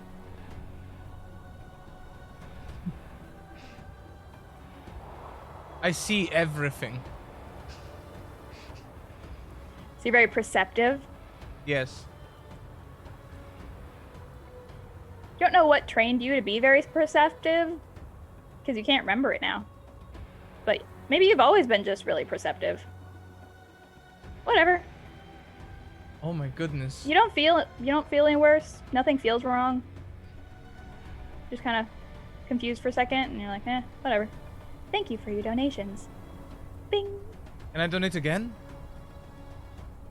This thing takes memories. Oh. It moves out of your way. I look at it forlornly. I'll be back later. And pass through. It stays silent. Yeah. Call me. If a book could look grossed out, it would. But moves out of the way, and as you pass by, you go to look back at it, it's gone. Oh. The room that you have walked into is enormous. On all the edges of this giant, big square are shelves of books. There is a walkway that goes straight across, and then also a walkway that goes horizontally across this room. But it's just easier if I show you. There are railings that overlook what looks to be floors below it. And in the middle, there's like a podium like kind of like a mall podium that has a glowing light sign above it that says directory. You are here. Okay. And if we look down over the railing, does it look like different tiers of books? As you look down, every other floor seems to look like this cross shape, but the floor right below it looks almost opposite with like just a hole in the middle. Mm-hmm. And it just goes down and you can't really see the bottom at all. But you do see moving floating lanterns similar to the donation book. But not really carrying anything. They're moving books around. The little girl, was her name Michelle? Ravadil? Ravadel. Yeah, Ravadil. This Oh. doll's name is Michelle. Right here, this doll. Oh yes. Speaking of that, I'd like to try to cast mending while we're chilling out here trying to figure this out as I'm cradling the doll a little bit. Kind of cast mending in case it's damaged at all. Yeah, it was ripped in a few places and it mends nicely and it looks like a nice new plushy dragon turtle. Oh, Michelle fuck. Chump. Fuck yeah. Get it? Because it's a turtle. It's a dragon's a chump. Ah! So, remembering Ravadil's name,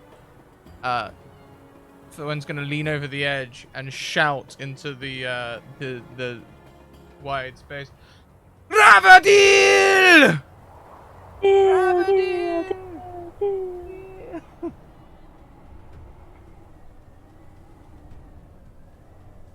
Smooth. You hear nothing. I don't think she's here. Mm-hmm. Maybe she's Are you not guys allowed over- things. Are you guys over toward the edge still? Yeah. No, I just looked down and then went back to the directory. Oh, the directory. Okay. Do you look at the directory? Sure. Yes. All right. On it, you see names of a bunch of the rooms, apparently, that are here with arrows pointing toward them. There's a "You are here" arrow of the and pointing, like it's pointing also downwards because that's talking about the floors below it, called the main collection. There's also public archives, planetarium, atrium and garden, restricted section, histories, the silence rooms, the room of future plots, artifacts, room of testing, room of notes, well of lost plots, memories and diaries, death census records, room of historical inaccuracy, study rooms. It just keeps going. Mm. Hold on, let me take a look at this thing. Is there any does it look like there's any functions besides just the listing? Like there might be other tabs of some sort, or like does this Does thing it look have like interactive? Yeah. Is there any like way to interact with this? Try poking it. Okay. Yep. Nothing happens, but the spot where he poked starts to glow a little. All right. And from inside the directory floats up a little lantern. How may I help you? Hi, darling. We're looking for a little girl here. About yay big, pigtails, all that shit. We're looking to rescue her. I would really much appreciate it if you would just point us in the direction of said little girl. Thank you. Searching for said little girl.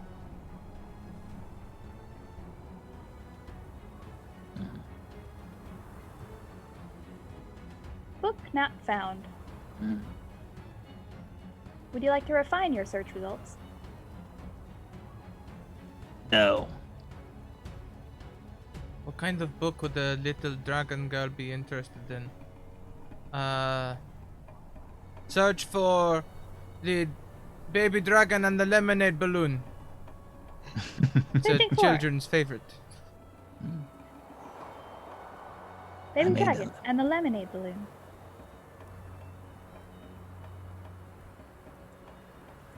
$75 editions available. Oh my. Maybe we should go over something about song dragons. there- While you're all looking at the directory, I think Fairwind would notice first because he sees everything. He does. They do. They do. And there's a sound of flapping wings. Wings!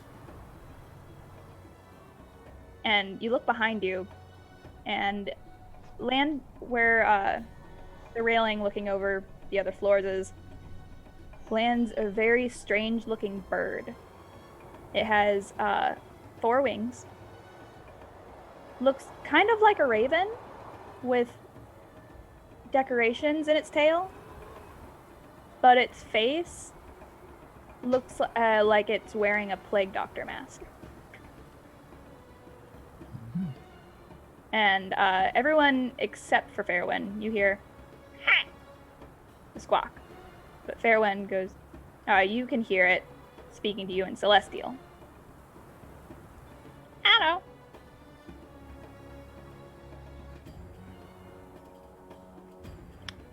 And I'll respond in Celestial. You speak the language of the divine. It speaks the language of the divine. Yes. Oh. What's it saying? Hello and yes so far. Need help? Little bird, big bird, 4-winged creature. I can show you what it looks like if you would like.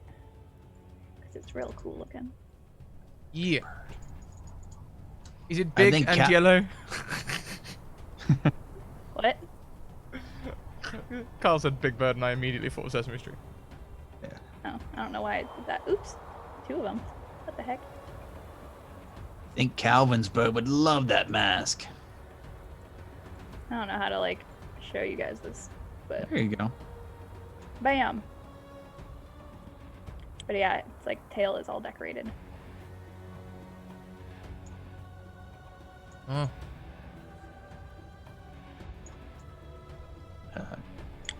Garwin, can you get it to show us where the little girl is so we can get out of here? 4-winged bird creature that speaks the divine language. Celestial is not good for naming conventions. Can you show us where the small girl, who is also a dragon, may be? Dragon?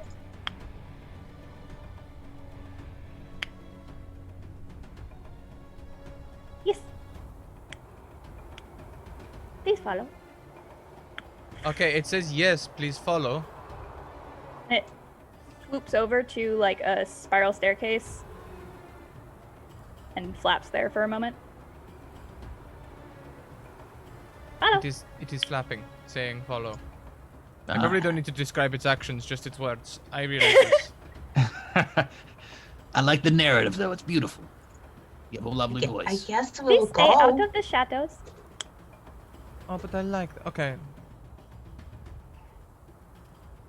It says please stay out of the shadows. I believe this is foreboding. What's in the shadows? What's in follow. the shadows?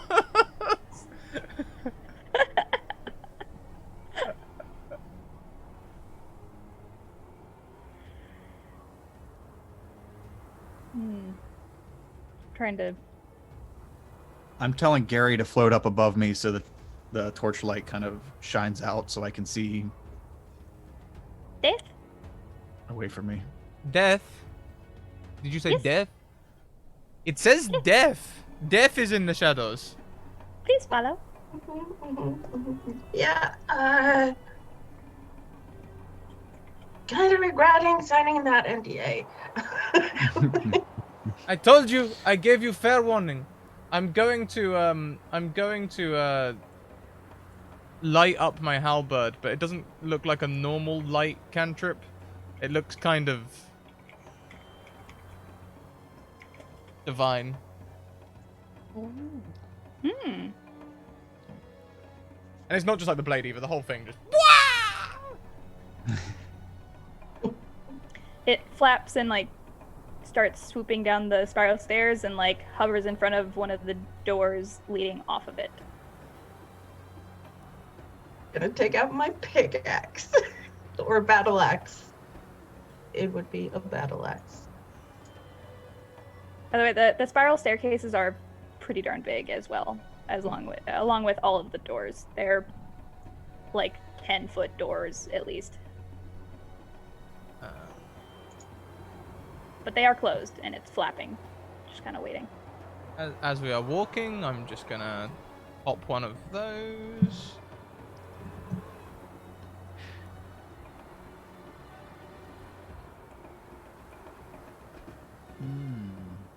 Which raises my AC to 11.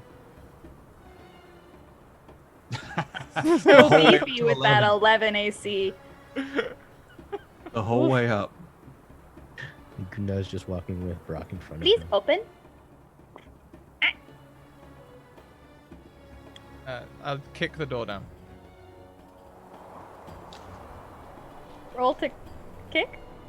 Or Roll kick it damage? open at least. Like, It opens inward toward you. oh yeah, then we're trying to go through it, I guess. Was that like an athletics check or an attack? I mean, it's hard to miss a door, so just roll some, like a D4?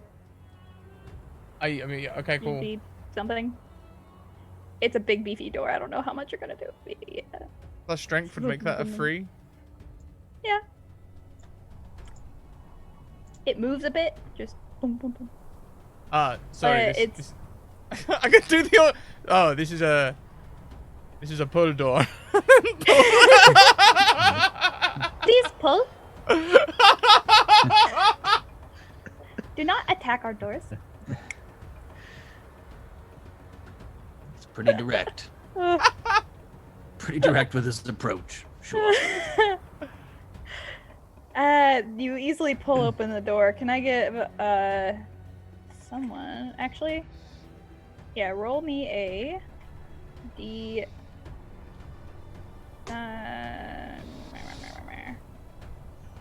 A percentage die. Who? Ooh. It's a raven. Not an owl. Silly. Who's opening the door? Me.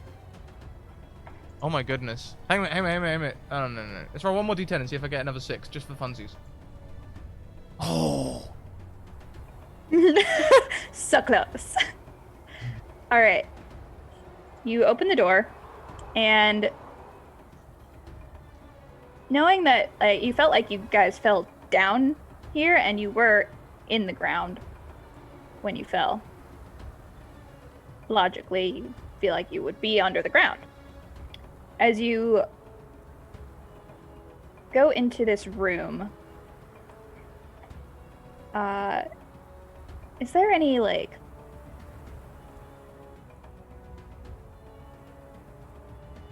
tropical caw music or sounds that you have? Tropical core music. Can you? Yeah, give me... like I'm thinking atrium slash hot humid foliage area type. Like rainforest type music. Yeah, but He's a menagerie. I will look for that. just thought I'd switch it up from the dusty air since you're inside now. But you open the doors to a beautiful garden. Up above you, you can see it should be ceiling, but it is a glass dome It's kind of like an elongated dome, more of like a rectangular shape to it that stretches out before you with, instead of the cool air, it's hot and humid. And it's not sun that you're seeing past it. It's kind of like an eerie glow where the sky should be. There's no like way to pinpoint a light source. It's really weird, making shadows very strange in here. It's just kind of like there's no like direct light source. They're meandering paths, and also as well, these meandering paths, one of them has large claw marks, kind of like something has walked through this area a lot. Let's try leading this. over to the left. I don't like That that. works. The claw marks, that is. Don't like those. Is this area lit any better than the big chamber we came from? Yes, because of the external lighting, as well as the floating lanterns. It's pretty well lit. Okay. I mean, there are dense areas of like foliage and trees that are shaded, but But he's going to be joyously distracted by the plant life and trying to look, rummage through what's close to the path and find stuff that's cookable. There's a lot Exotic of fruits. Or... flowers. A lot of the things here you would probably recognize, like if you do recognize the stuff from cooking, they're from all over the place. No, I'll just Please obliviously follow. be picking that while we're going, trying to. Okay. The bird leads you down the path with the claw marks.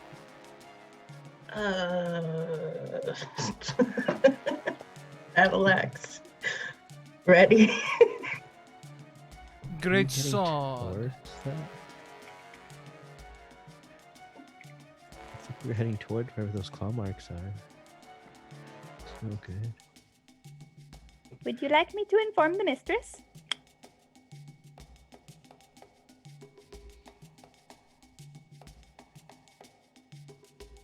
Who? It asked if we would like to inform the mistress. Oh, creepy. It seems very creepy. Can you define mistress?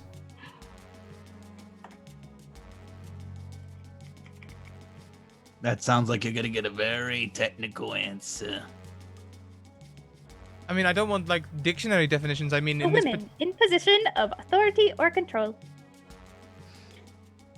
This place is pretty literal. Fair one. Okay. You do notice this area are a lot more of those birds flying around, some carrying messages. There's a group of them in the distance, kind of clustered around together. They seem to be writing. Do we want to see the mistress, the woman in authority or control? You're looking Fair for one. a small child, yes? Yeah. Yes, we're looking for a small child. Then follow. Ravadil, if you know their name. Again, would you like me to inform the mistress? This is a group decision. I feel unqualified. It keeps asking if I want to inform the mistress. Do you speak Maybe- common? That would make this so much easier. No? Maybe they know where Ravadil is. I mean, would it be helpful or like? Abyssal, celestial, and infernal. No common. Or would it be slowing us down? Discreet. Mistress? We want to Oh. be discreet, right? No, do not tell the mistress. Keep this. It is below her attention. I nod at my party. Oh, I've just been speaking Oh. Celestial. I'm nodding at them. Okay, follow. and it flips further down the pathway that is getting kind of progressively more unkept, like not messy, but like something with claws walks here a lot. And it leads you to another door that is closed. I do the casual push Open. pull. It opens inward. Pull. Roll a d100. I don't like this rolling D100s for doors. Doors.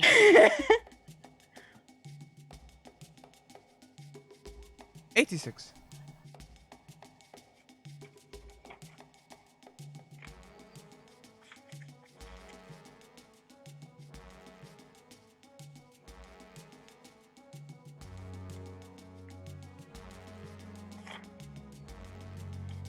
Please do not speak. Follow. And it flips into the room. Before I go in, then I turn to the person. It said, please do not speak. But you just spoke. I have to translate at least.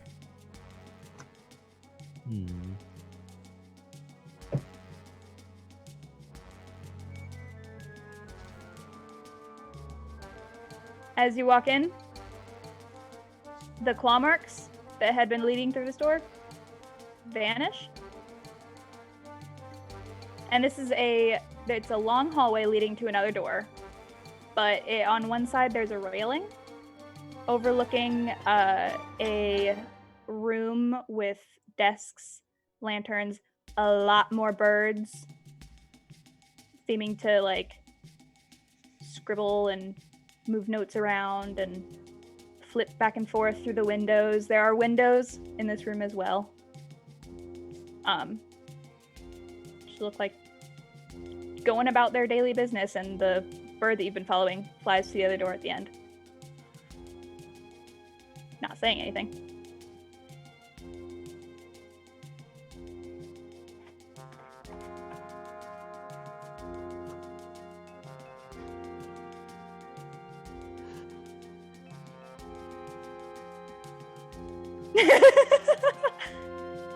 Thank God he's got to look down at Brock and just.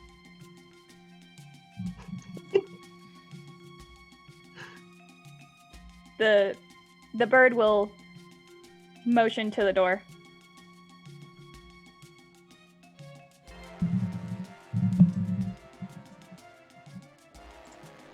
To pull door. All right. It's bitten twice shy. And roll a d100.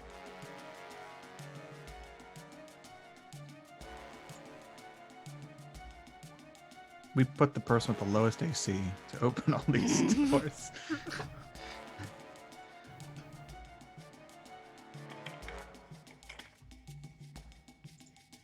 Okay.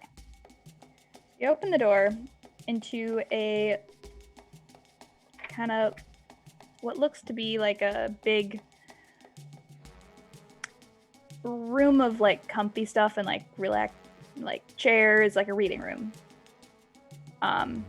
And the claw marks are back. A little less pronounced because it's carpeted, but there are rips in the carpet.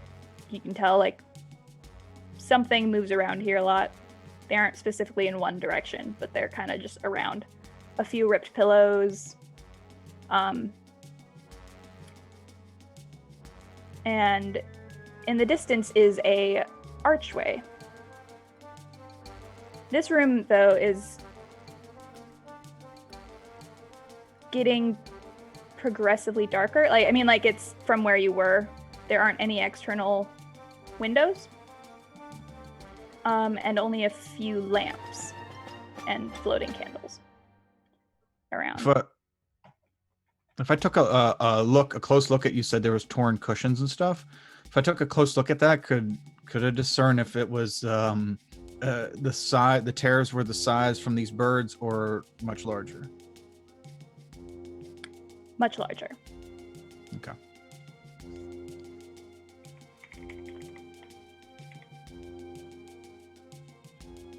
Are we still being like? No, it's a different room. Please follow. We can talk again? Yes.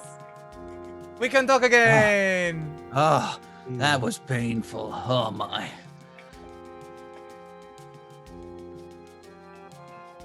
So why did we have to be quiet in that room? It's the silence room.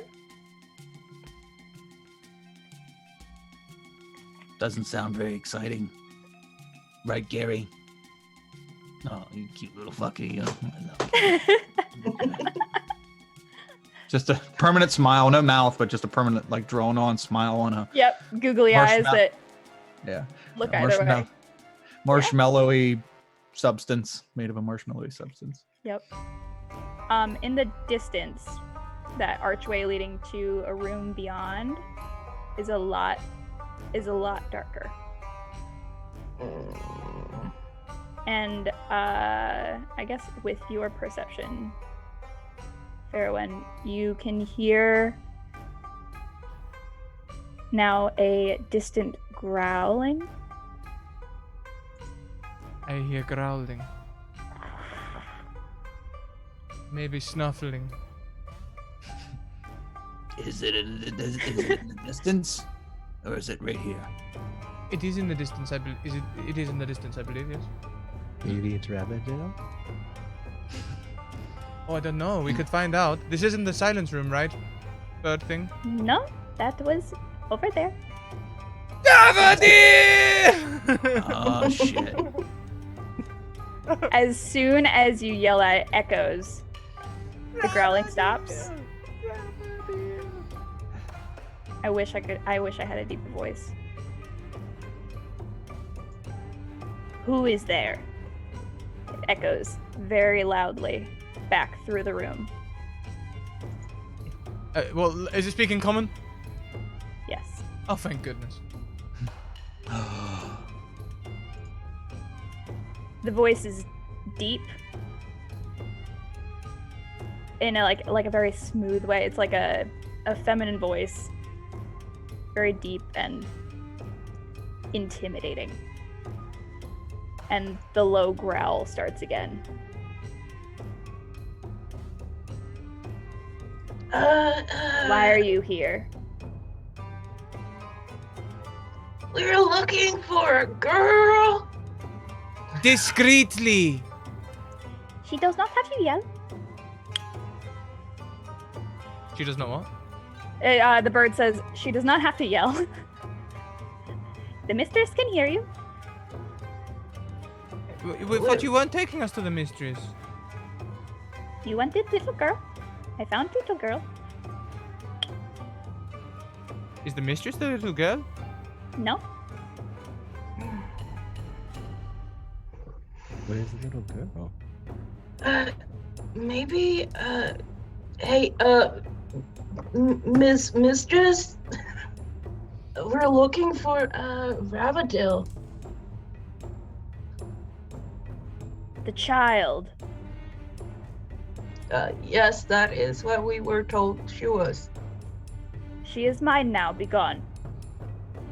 Okay, so now we kill them, right? That was the thing. We'd find the girl, kill them. Anyone who stands in the way. Wait. We can't even see what it is. What if it's it's big? What if it's really big?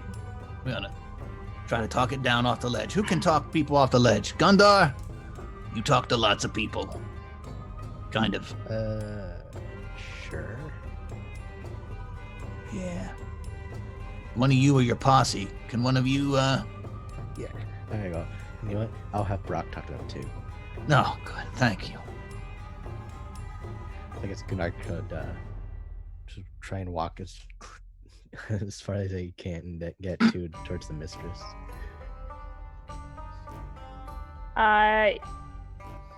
You walk forward, and pretty much all the light stops at the doorway, but mostly because there aren't any lights lit in that next room. It's not like an unnatural type darkness, and you can see the silhouette of like a domed room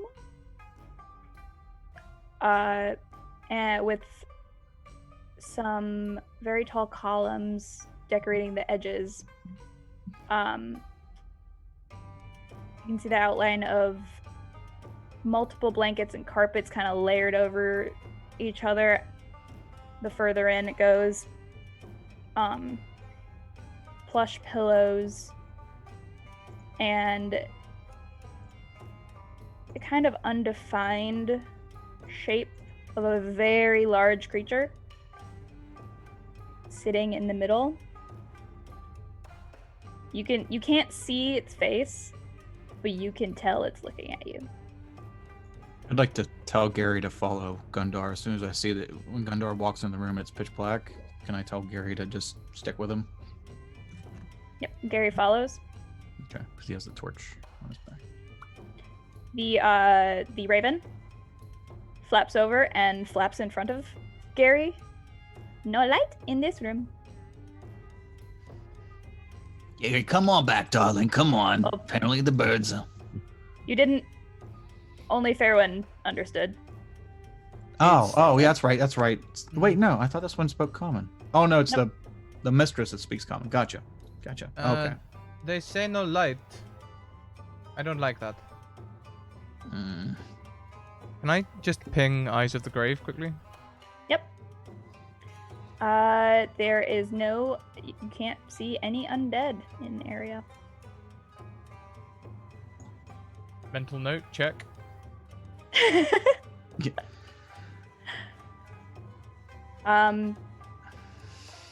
As you walk forward, Gundar, the growling gets progressively louder. If you want her, why wasn't anyone with her when I took her? She was unwanted. I took her, now she's mine. Oh, she was playing. I'm pretty sure if you ask her, she wants to go back home. There's like a snarl and like almost a quiet whispering. I mean, everyone thinks it's a good idea, even Brock. Here, show Brock to her. Look at, speak to Brock too. That rock is unsettling. Just give advice. And indeed, it is unsettling. It would be great if we just had a conversation with it, like it was talking to him. Full in depth. The rock talks it yeah. down. Yeah. Can I do a And be- persuasion? It's like, why don't you just bring her out here and we'll see what she wants.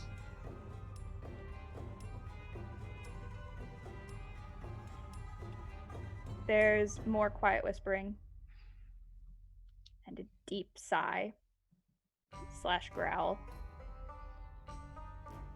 Come forward into my room, and we will discuss it. Okay. You know, it's just gonna yell like, I'm going into her room. Shall we all go or? All of you. I don't like that. I turn off my lamp. Albert. I can't turn off Gary. He's got a torch in his back. I'll just have him stay back a little bit. Is that okay, bird thing? If I just have Gary stay back a little bit and... Bird can't understand you. He can't turn off the Gary torch. Can he just leave Gary back a little bit? The one with the shiny. Yes. Did that bird just sigh at you? It Are sided you me talking to the really- bird or the? Yeah, the bird. Oh, yes. Oh, I was hoping for a bird sigh. I've never seen a bird sigh. That would have been great. all right. Gary, chill out. Are you I'll all walk for walk I'll walk forward? forward. Who's going first? I'll go first since I was asking. All right. As you enter into this domed room, you realize why there wasn't any light. The ceiling is lit kind of like an exact replica of the night sky. Moon slowly moving across it. And it looks very much like a planetarium. Your footsteps are muffled with the dense carpet and blankets, and a cat appears out of nowhere.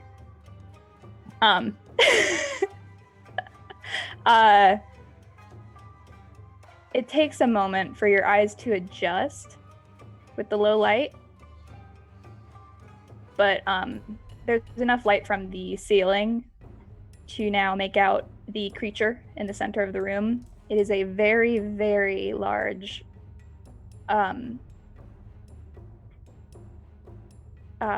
very like, I don't want to say like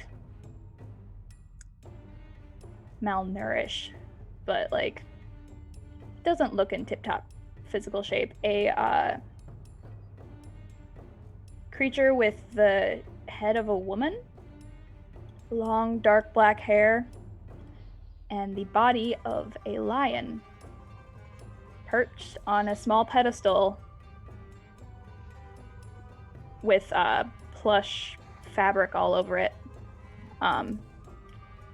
Behind her, some ways, is a pile of pillows, a chair, pile of books, and a small child with brown hair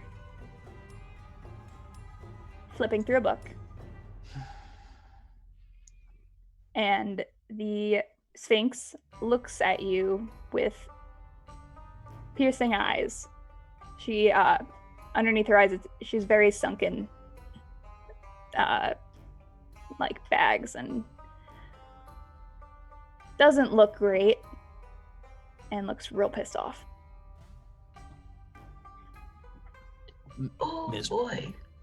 Mistress, are you you feeling under the weather? I could give you some magical nourishment. I feel fine. Look, let's cut to the chase, shall we? We are famous adventurers. I am a champion of the fighting arenas in all of the lands. Not only that, I am sent by the divine themselves, and I'm gonna trigger my fallen Asimar trait and pop out the wings, and my eyes go black and stuff. We are taking that girl one way or another. You choose. Are you trying to intimidate? Yes. Roll for it. So it's called the necrotic shroud. There you go. Flightless Yes. wings. Very nice. Very nice. Do I get any does it give me any bonuses to anything like that? It gives you extra necrotic damage. Awesome. Can I do that within 10 feet of them? Can I try and make them squared? The room is 60 feet across. It's in the middle. You would have to get closer. I could do it walking towards them.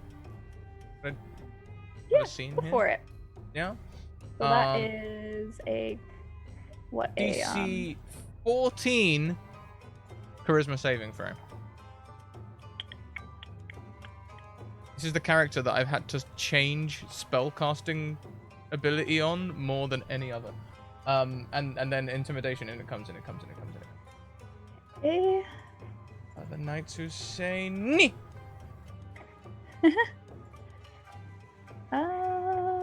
Hold on.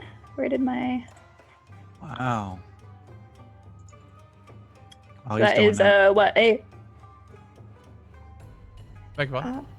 what saving throw am I doing? I'm doing. Charisma. Yeah, charisma. Ooh. Nope. He's good at two things. She flinches back a little and looks very wary and like gives you a really good once over and turns her head toward the kid and glances back toward you.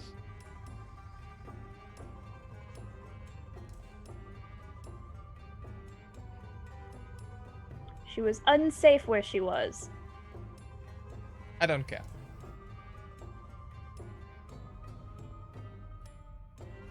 Real quick, who has the dragon turtle? Is it away?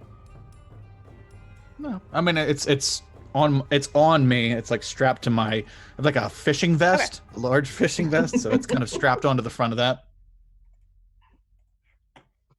Okay.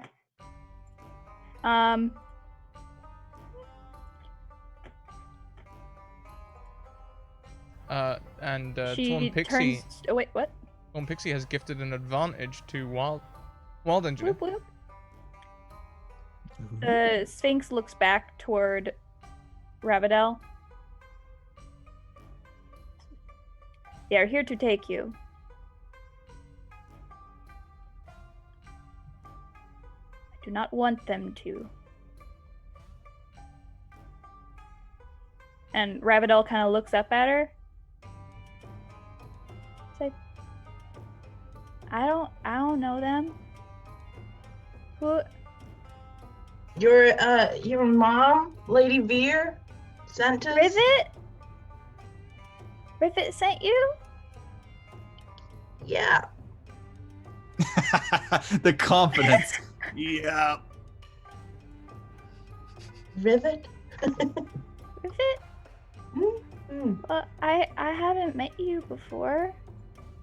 You know my mom? The contractors. We were hired to come get you. Because we're really strong. And scary looking. You don't. Mm. Hey, darling. Mom says I shouldn't trust strangers. Well, I mean, this thing took you, so it was a stranger. And we're just But trying to she's nice. I'm her friend now. Oh, well, that's good. Maybe your mom will let you come back. Lonely. Oh, that is sad. But so's your turtle, you know. Your turtle. Chop, chop. Your turtle. Look at me. She gets up and runs at you Hold and it out. just like latches onto the big dragon turtle. You found me, Chop Chop. Yeah, you know. Minor surgeries later, it's all back to normal. It's a beautiful thing. The Sphinx looks very, very disgruntled.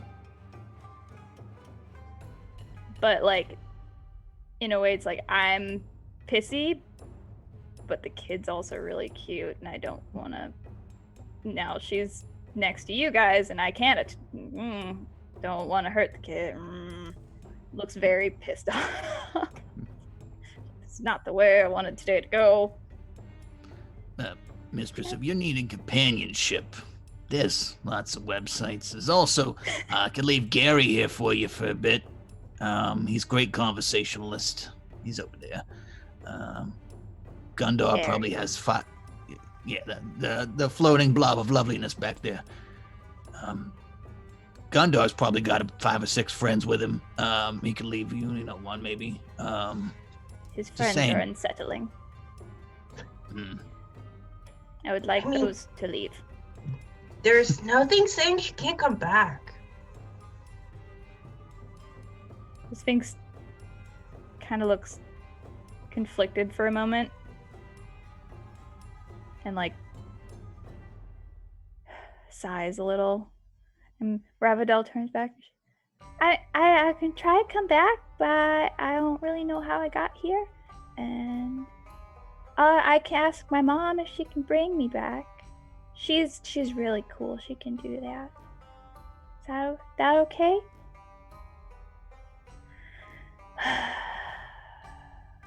Fine.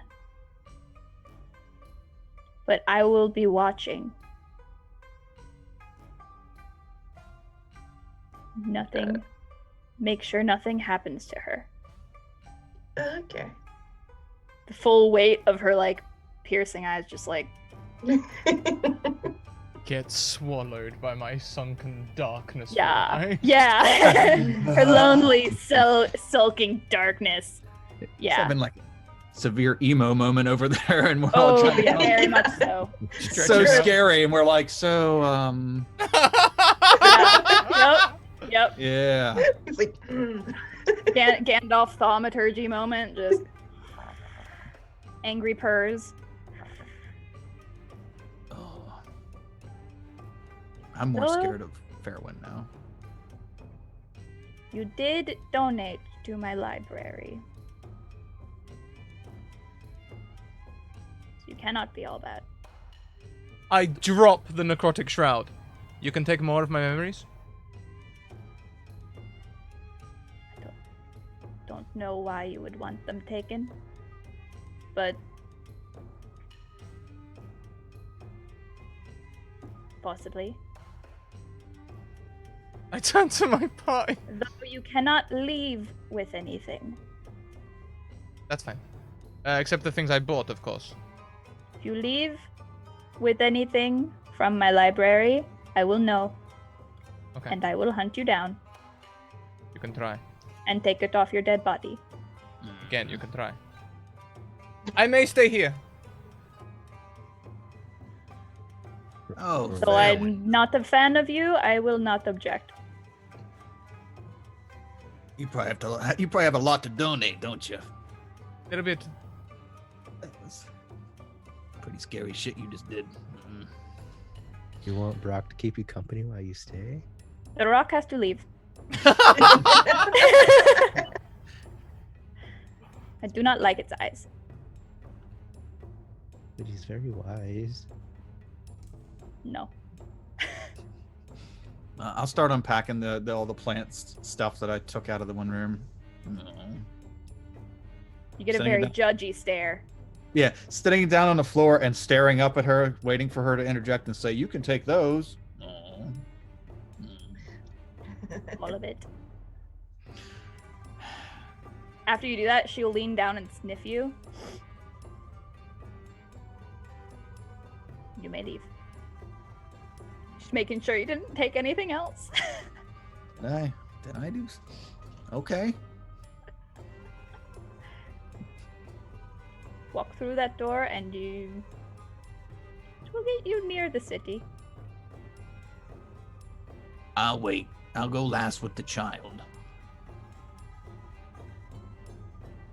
And you are staying? She gestures to Fairwind. Yes.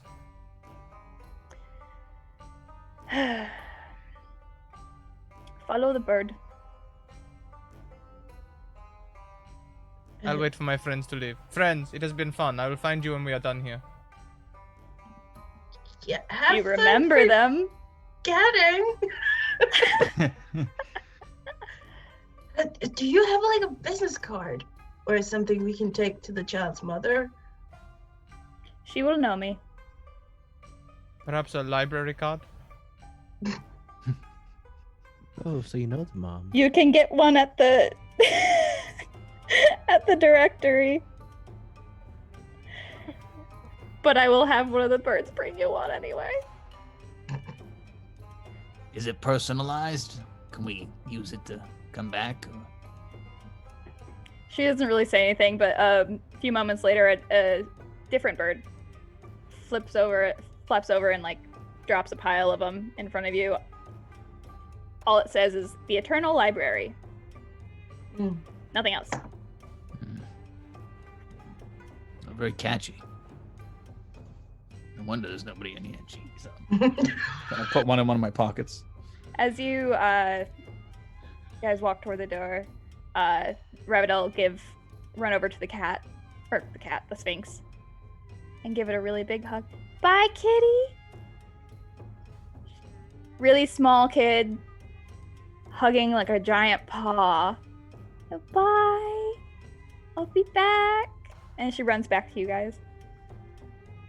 And as you walk through the door, back into the blistering heat. Well, it's getting a little cooler because it's almost sunset. You step out into the sands, and the door closes behind you, and you turn around, and there's nothing there. But you can see the city in the distance. Yes, we go. Oh no. Yep. And Fairwind, you are unsure what happens to you. Because you can't remember. How'd you get here? Where is here? I suppose the sad thing is that although they're confused, Beowyn doesn't realize how much happier they are. Hmm. Yeah, no, he'll never realize. Yeah. Yep. And the party walks off into the sunset to get their rewards. We got And- the kill. Yeah. Do you remember Fairwind? They were so much nicer before they were a demon. Oh my god. Well, thank you so much, Jenna. What a wonderful little game. And You guys actually avoided my Vashna Narada encounter. The Doctor Who creature Yeah. that I... Yeah. Yep. just flew straight Like, by it. Stay out of the shadows. And I was like, Yep. nope. Yep. Well, If you would have rolled different on the percentage tables, it would have... I think it was Gone Michael that differently. called that one earlier. Oh I yeah. think it might have been Any either it would have Michael or hit anyone that... Yeah. Yeah. Library and shadows. Mm-hmm. Yeah. Mm. Well, Guys. everyone, thank you for coming along. Let's what we're gonna do is we're gonna put like 20 minutes on the clock after our wrap up, and then we're gonna get ready for the next show. So let's go round. We'll go in the opposite order to our introductions, and just give us a quick shout out, a quick plug, and we'll get ready for the next one. So let's start with Camayul. Hey, I'm Cammy. You can find me on Twitter at my name. I play Dungeons and Dragons here at 1 p.m. EST every Monday. I make art and sell stuff on Redbubble. Like, focus. Ooh. Ooh. It's a deconstructed. It's a D20. Yeah, D20 dungeon. I like it. Stuff like that. It's mostly D&D and fantasy themed. So yeah, that's me. Fantastic. Thank you very much. Next around the screen we have at Stalwart Kyle. What's up? Thank you so much for having me. Jenny, you did awesome. And it was super fun. And yeah, you have no reason to be nervous because you did great. Thanks. As far as me, yeah, I'm here when I can be here, and I stream on Twitch Wednesdays and Saturdays, getting ready at 5:30. I'm running a game today. We take on Saturdays we take DM's Guild content. We'll take small authors from DM's Guild. I'll go and get their campaign, and we'll run their campaigns and try to give props to them. And on Wednesdays we do a series based on Unearthed Arcana subclasses that are currently in playtest, so we can playtest that feature and kind of send our opinions into Wizards doing UA stuff. And yeah, other than that, do some real life gaming, and yeah, any chance I can to play or have people play, whatever. Just yeah, hit me up on Twitter if you want to play. And yeah, I again, thanks Scrat, thank you so much for having me over. I love coming here as much as possible because you guys are all awesome, and I knew this would be a great time. So Thank you, Kyle. Been a long time. And next around the table we have Wild Engineer. Hey, y'all, I'm Wild Engineer. Well, that was really fun. I really enjoyed bringing out my pet rock, Brock. That was fun. Oh, Thank you for letting me I have love the him. pet rock. Yeah, so you can catch me on Saturdays on Other Doc's channel for some Invisible Sun, so sometime later today. And starting February 8th, Saturdays on at 1 p.m. EST on Pro Restarters channel, I'll be starting a new ongoing D&D campaign. We'll be in the setting of Tal'Dorei, and you can see my alternative take on a Barbarian's Rage. Ooh. Very nice. I've popped that link in chat there. Thank you. Next and most importantly around the table, our new DM. Great job, Jenna. Jenna. Thanks. Hi, I'm Jenna. Find me at Aspiring DM. And littledragonscribbles.com, and here on Tuesdays for the Curse of the Cleanup Crew at 2 p.m. Eastern Time, where things get spooky. And yeah, thanks for letting me DM. Finally, You are. had to put it off for a while, but that was. You did. It took a while to get you on, but Yeah. we got you, and I don't think that'll be the last time. I just noticed your nails, by the way. Amazing. Thanks. Great job. Great job. Well, like I Thank said, you. I'm gonna put 20 minutes on the clock. We're gonna go and get our next group in, and take a bio and all of that good stuff. So we'll see you all very shortly. Next up, we have Nerdly running some more D&D 5e. Excited for that. We will see you in about 15 minutes. Catch you in a second. Bye. See everyone.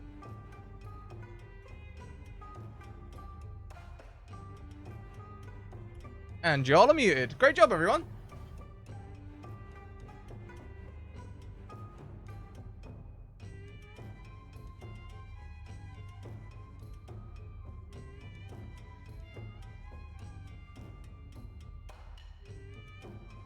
Yeah.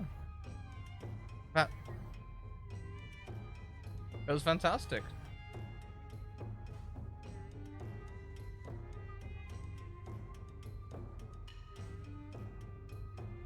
I know. Yeah.